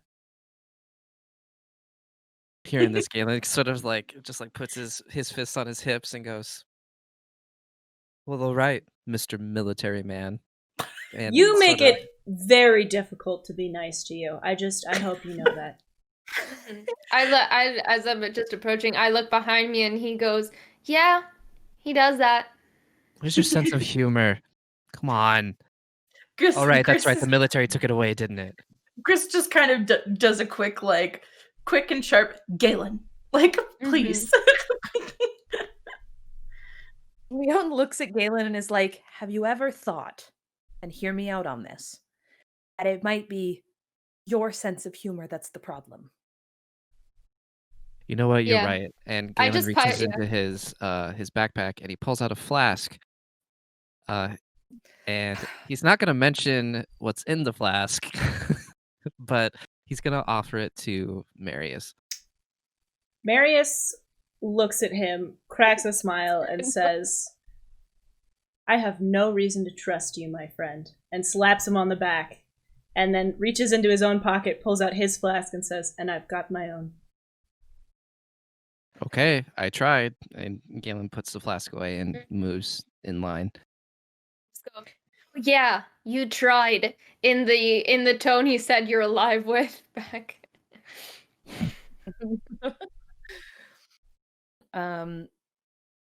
Is Leon's just kind of waiting for Ari to make the first move so that yeah, I mean, I said I was Ari. approaching, but I don't know what's ahead of us, so I'm just. All right, Ari so just you all starts sort of start down the path. Mm-hmm. Galen, do you go after Ari as Marius suggested? Yeah. All right, so Ari, you sort of lead your friends. The path is starting to narrow as it goes further up, and the grade becomes steeper. It's covered in loose gravel. It's sort of scrambly, and there's a few moments where you think you might drop your dwarven friend, not dwarven, wow, your halfling friend. But you don't, and you sort of get to the top of what feels like a hill and sort of stop and take stock of the rest of the group. Galen is about 10 feet behind you, about 10 feet behind him is Leon, and about 7 feet behind her is Marius. Okay. Yeah, I was just gonna say, can I still just, upon reaching it or upon being safe, just turn back and say, like, watch your footing and point to where it is? Yes. But we're not all the way up yet, are we? Maybe Just part of the way. Roll a perception check. Let us do that then. Yeah, so do we all safely climb up to that little platform? Yes. Okay. Then I will also roll perception. 13. 14. Okay. 14 plus 5, 19. Touching the wrong things.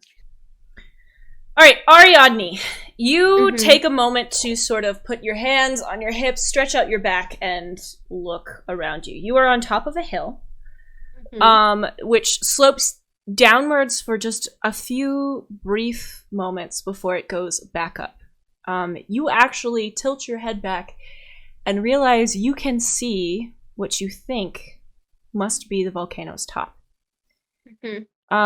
You realize that you are sort of penetrating this storm cloud layer that you had seen earlier, or Galen had seen earlier, and are now sort of enveloped in these clouds, which seem almost smoky, except they don't really tighten your lungs or feel difficult to breathe. Okay.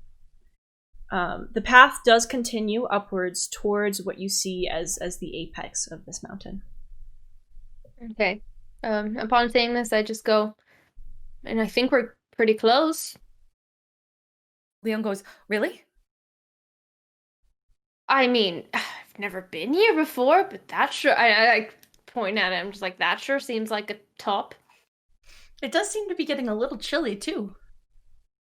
Just from the clouds and all. Leon looks up. She's like, that does seem like the top. Okay, that's exciting. We're almost there. Oh my gosh. Okay. That's great. Can we see the path? Like how the path continues, or? I mean, Ari can. Yeah. The rest of you rolled very similarly, if I remember correctly. I mean, I rolled an 8. Okay, so Galen and Gris can both see the path. They haven't really taken the time to crane their necks and look until Ari had pointed it out. Leon, you are having a little bit of trouble seeing through this smoke. It's sort of bothering your eyes a little bit, and although it doesn't seem to be bothering your lungs, it's definitely irritating your eyes to a point where it's a little bit difficult to see. So Leon kind of like puts her hand over her eyes and is like, "Can any of you see the path? I'm just having trouble." I can definitely see the path. I think it's this way. It goes down and then very, very up. Okay. Question for the DM. Power and Answer and for the player. How thick is the smoke, and is it moving? It's not really moving. It's hanging like cloud cover. It's thin enough that you can still see through it. Okay. That So was Leon it. kind of looks to the group. Yeah, Leon kind of looks to the group and says, "Are we feeling okay about going forward? I don't really want to hang out here. Feels a bit precarious." I Because mean, long there's as- only 2 directions, and you said one of them wasn't an option, so... Correct. I think as long as everyone's feeling okay, and Gris kind of like leans down to try to look at Ariadne and see if they're okay. And Gris is like, I can get down if you'd like, for real. I can carry her too if you need a break. I think we're still quite all right, but this isn't something that would like be helped by any kind of torch or say magical prestidigitation light source. No. Cool. I was just looking at prestidigitation. I can't like use a puff of air or anything. Nothing. And we're don't know. not experiencing any like heat yet or anything fiery that should concern I mean, us. it's warm, but it's not the searing heat of the lava earlier before Galen Okay. Galen did. Mm-hmm. Cool. Then yeah, I'll start walking, but keeping a firm eye on the ground. Are there any Without- salamanders here? No. Just out of cur- Without ahead. really saying anything, Galen sort of just like waves his hand and casts gusts of wind and sort of just The shoos the fog smoke away. does not move. Okay. Oh, not great. Well, that's not good. It is. The wind does sort of help clear out the whatever's in your eyes, though, Leon. Thanks. Okay, that's awesome. Okay, so Leon waits until the proper order is followed again. She's like, I am not going to fall. So she waits for Ari to go and then Galen, and then she follows behind Galen. So as the party continues forward, it is incredibly steep. Ari, you find yourself having to reach out a hand to sort of steady yourself. Galen, Okay. you find yourself following much closer behind Ariadne than originally intended because you're a little worried that Gris might fall. And as petulant as you've been, it would break your heart for something to happen to Gris. So you all sort of follow each other quite closely now. As you grow closer, Gris, something within your satchel has begun to hum. You reach into your satchel and remove the fairy fern, which is glowing and pulsing with bright light. Before it has been sort of dim and gentle. Now it is bright and pulsing, and it feels as if it is pulling you closer and closer to the volcano's top, to its crater. Gris is kind of just staring, shocked, and just kind of asks, "Ari, do you hear that? Do you hear it?" And just kind of like jerks out the fairy fern in front of their face, and it's like, it's brighter. It's humming, and Gris just kind of like stares at it for a second, Is it meant to? and Gris is like, I don't know if it's meant to, but I kind of had this theory. And she's just kind of like digs in her journal again, or digs in her satchel again, and pulls out Reese's journal. And she's like, I saw this thing that Reese said. She's like, are you okay? Are you doing okay? I know it's getting kind of tough. We can stop for a sec. Always overly cautious about Ariadne. That's fine. As Gris has sort of asked this question, Leon, you slip a little bit. I knew it. And Marius sort of steadies you and calls forward. Perhaps it would be good if we took a moment to rest? Gris kind of nods. Thank you. Would you like? And I like look up and I'm like, would you like to come down? Yes, and Gris slowly scrambles down from off of their back and kind of pulls out the fairy fern with Reese's notebook kind of tucked under her arm and kind of shows it to the rest of the party. And she's like, it's gotten brighter and it's humming. And she's like, and I kind of had this theory, I don't know, sort of ever since, Ariadne said that this could potentially be smoked and take you somewhere. And she's flipping through the journal and looking kind of frantic, and she's like, and then I saw this entry that I haven't really paid much attention to before in Reese's journal.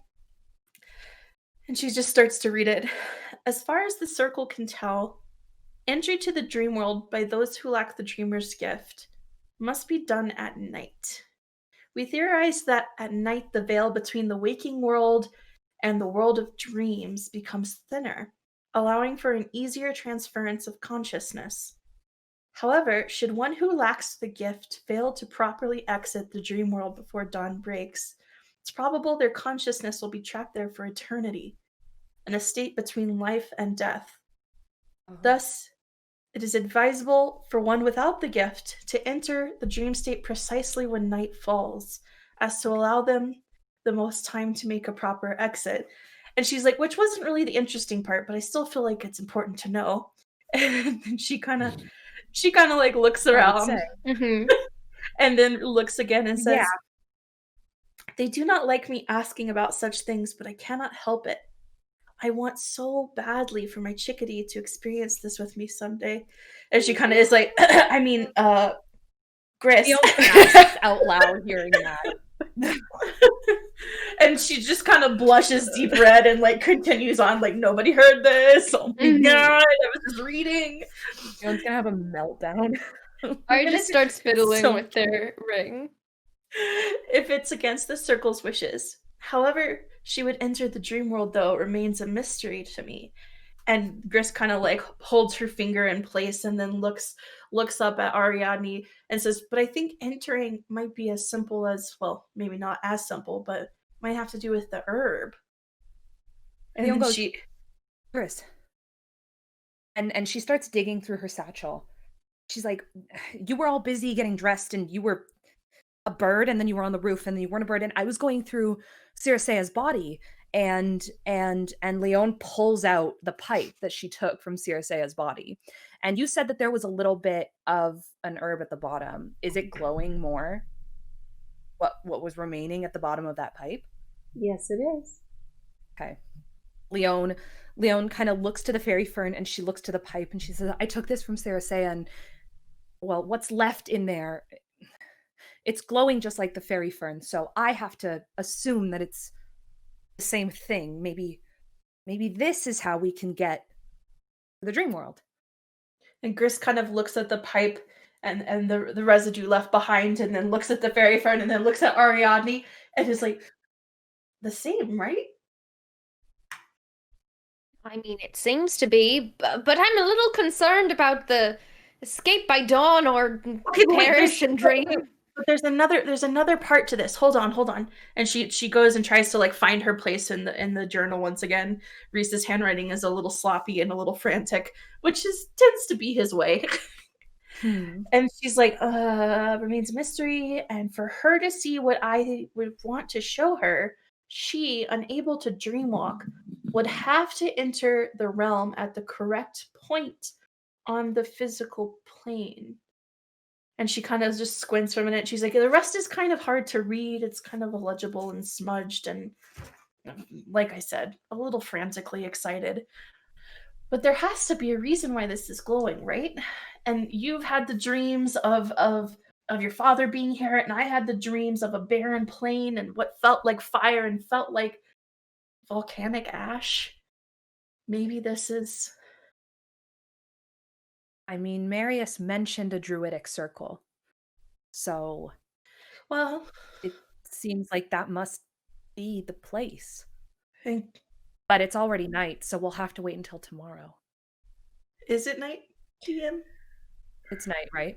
Didn't night already Night fall? has officially fallen. Maybe about 20 minutes just earlier. fallen. Yeah, like it's very newly night. okay. It was I thought it was twilight middle of the for quite a while. It is late spring, early summer, so the twilight lasts for quite some time. Okay, so whatever y'all heard, no, you didn't. Leon says, if we can get up there, night just fell. So Chris kind of looks and is like, how much further to the top? / do we have to be all the way at the top? You should get all the way to the top, okay. Yes. Yeah. So Chris is like, okay, everyone good. Leon, you're not going to fall again. We're going to go to the top. I am as good as I'm going to be, Gris. But right before they start to climb, she looks at Marius again and says, thank you for catching me there. The last thing I would want is to not even make it to my destination. Anytime, my lady. Leon. Gris like closes up Reese's journal and wraps it back up and puts it in her satchel along with the glowing herb and reaches out for the pipe from Leon, and she's like, "We might need this." And like I kind of happily and delicately places it within her satchel, kind of wrapped up in some of the I clothes. turn to Gris, just like having been a little like lost in thought. Just go, how does Reese keep time in dreams? Gris is just like shocked and like looks back at the journal entry and is like, I really don't know. Maybe does the sun light the same way? Does the moon? I wouldn't know. I only ever really slept for the first time and ever not out of my own will last night, so I don't think I'm quite Maybe Ari the expert sorts on dreams. Oh my god. As they're kind of climbing, I assume Leon can hear this. She kind of says, unless someone has a watch. My lady. I heard something of a watch. And Marius sort of like looks down at his pants and then he realizes, and he's like, I didn't say it. I had a watch. I had a watch. Got lost somewhere in the bird shuffle. Yes, I apologize for that, milady. Don't apologize. It's fine. We're a literal bird. Chris's face kind of falls for a moment. And she's like, let me think, let me look. And she starts kind of like, she closes her eyes and she kind of like starts thinking. And Gris, processing. You stop for a moment and you seem to remember that your husband once told you that the time in the dream world mirrors that of the world it represents. So daytime on the physical plane is so when the night daytime falls. in the dreamscape. Oh. Cool. So when the sun begins to rise. Yes. Okay. All I And then- needed to know. And Gris kind of suddenly, you know, as she's in her head, like all of Grease's, that's their ship name, I guess. All of Reese's, Yeah. all of Reese's scrolls and journal are like flashing through her head, and she's like, "Oh, no, it's simple." So she repeats what Jenny just said. It just reflects the same time, so we just have to get back before sunrise. Okay. That's great. Sounds simple enough. In this time, have we traversed to the top? You are reaching the volcano's peak. You can actually, from where you are, see into its crater. There is bubbling magma and just, you know, it's real fiery down there. The air is searingly hot. Those of you used to cooler temperatures are immediately sweltering. It is not a comfortable place to pass the time. Marius actually peers down to the crater and then turns back to the party and says, "So, I heard some mention of the dream world?" Yes. Gris nods enthusiastically and says, "I think we have to smoke this fairy fern." And she kind of chuckles. Like she kind of feels like a bad kid and she's kind of into it. Hearing this, Galen was just like, okay, sign me up. Leon's like, I've literally never done this before, but I'll do what needs to be done. Don't worry, my lady, it's fun. Oh, I okay. chuckled Have you at that been to the scenario. dream world? Or just drugs? Everyone has their secrets, Um, Druid. Well, if he knows Strike, he probably knows a thing or two about drugs. It's unrelated to didn't- Strike, Mr. Wavefair. I just go, well, at this point, I'm not hiking down alone. Chris nods and says, "Well, we're running out of time." And she's like, "But it's getting very hot here. How does the heat affect Leon, out of curiosity? Leon, you're good. I thought so. You actually feel really nice. Leon's feeling great. Feeling good, feeling great. Is That's why Leon it's like fine. naturally resistant to fire damage? Is that a thing? Leon is a draconic sorcerer. That's all I'm gonna say. So can we see the druidic sorcerer or the druidic circle from where we're standing? I don't think you see Whatever him. was once here is long gone. There's a flat area where one could potentially make a camp. Okay. And the crater, and that's about it. Okay, Chris is like, well, Seems as good a place as any. yeah, and she's like, I can I agree. briefly protect us while we're here. At least, hopefully, it'll protect us from any animals or anything that would harm us while we do this. So it's just kind of a special action, Jenny, Hearth of Moonlight and Shadow. You can do that, yeah. Okay, so she kind of touches the ground, and I don't think you guys see it, but maybe you feel it. There's a 30-foot sphere that kind of surrounds us and grants a +5 bonus to stealth and perception checks while in it. And we kind of can't be seen and are protected until we leave this circle. Cool. Okay. I turn to Leon as like the resident fire expert, and I look down at the floor and I just go, "This isn't gonna like fall or turn into lava or that." Leon kind of chuckles and says, I think if it were gonna do that, it probably would have already. That's kinda- not as reassuring as I'd have liked, but fair. Sorry. Chris is already sitting on the surface, cross-legged, and has pulled out a mortar and pestle from somewhere within her bag and appears to be grinding down part of the fairy fern and packing it into Leon just kind of says under her breath, small like, chamber. does she just have every cooking utensil in there? That's an herb Well, it comes with the kit. I got lots of things in this This bag. is honey. foreign to Leon. She doesn't understand. She's a noble. She's never fucking seen one of those. Chris Yeah, kinda- I turn to Leon and just like with a puzzled look, and I'm just like, it's part of a kit. It's like, Ari, come on. Chris nods frantically and kind of reaches out to Ariadne and says, "Your water skin, please." I hand it over. And Chris opens the top of the water skin and pours it into part of this. What are we calling it? A water pipe? Is that correct? If it's not gonna light if you pour the water in there. This is just a regular pipe. Oh, it's just a regular pipe. Yeah. Okay, You're just good, kidding. you're There's good. no water. To be there's fair, no I did water. say it was a glass pipe. I can understand why Doe would be confused. I live in a certain part of the world where some things are common. Oh no, I live there too. I know what you're talking about. Jenny also lives there. Okay, so she just takes the ground up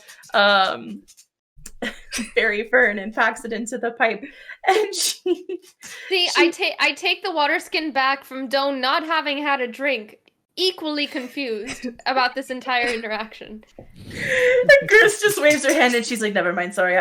My brain is used to a slightly different pipe."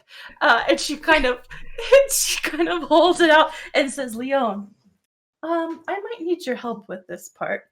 Would you Leon no, kind of snaps her fingers and just casts a very small light on her pointer finger. So she's just got a little flame, almost as if her finger is a lighter. She kind of just puts her hand towards Chris. Oh my god. Chris places the pipe in her mouth and kind of, or close to her mouth, and kind of turns to the party and says, "You're all gonna have to do this." And she's like, "Leon, you're probably gonna need to come in last." And she's like, Okay. "As a reminder, before sun rises, we have to get the hell out of there. And I don't know what happens in this world, but I feel like this is, Leon needs to be here. I need to be here. We're doing this thing." Unfortunately, I doubt it'll be anything like the dream Circea gave me. Gris just kind of raises an eyebrow and like doesn't ask. And so she takes the pipe to her mouth and leans it over the flame from Leon's finger and inhales deeply. So, you all sort of pass this pipe with Fairy Fern around. Leon, you take it last, and sort of all in unison, your eyes grow heavy, and you all sort of fall into this strange slumber. The herb, when burnt, smells like wet grass, but the smell of wet grass quickly fades to the aroma of sulfur. It is sulfurous and strong. As you drift off, your consciousness separating from your bodies, you all swear, just for a second, that you can hear two men's voices raised in anger. We will be back next week. Oh my god. Thursday, 6 p.m. MST, 8 p.m. EST, 5 p.m. Over on the Pacific time of the world.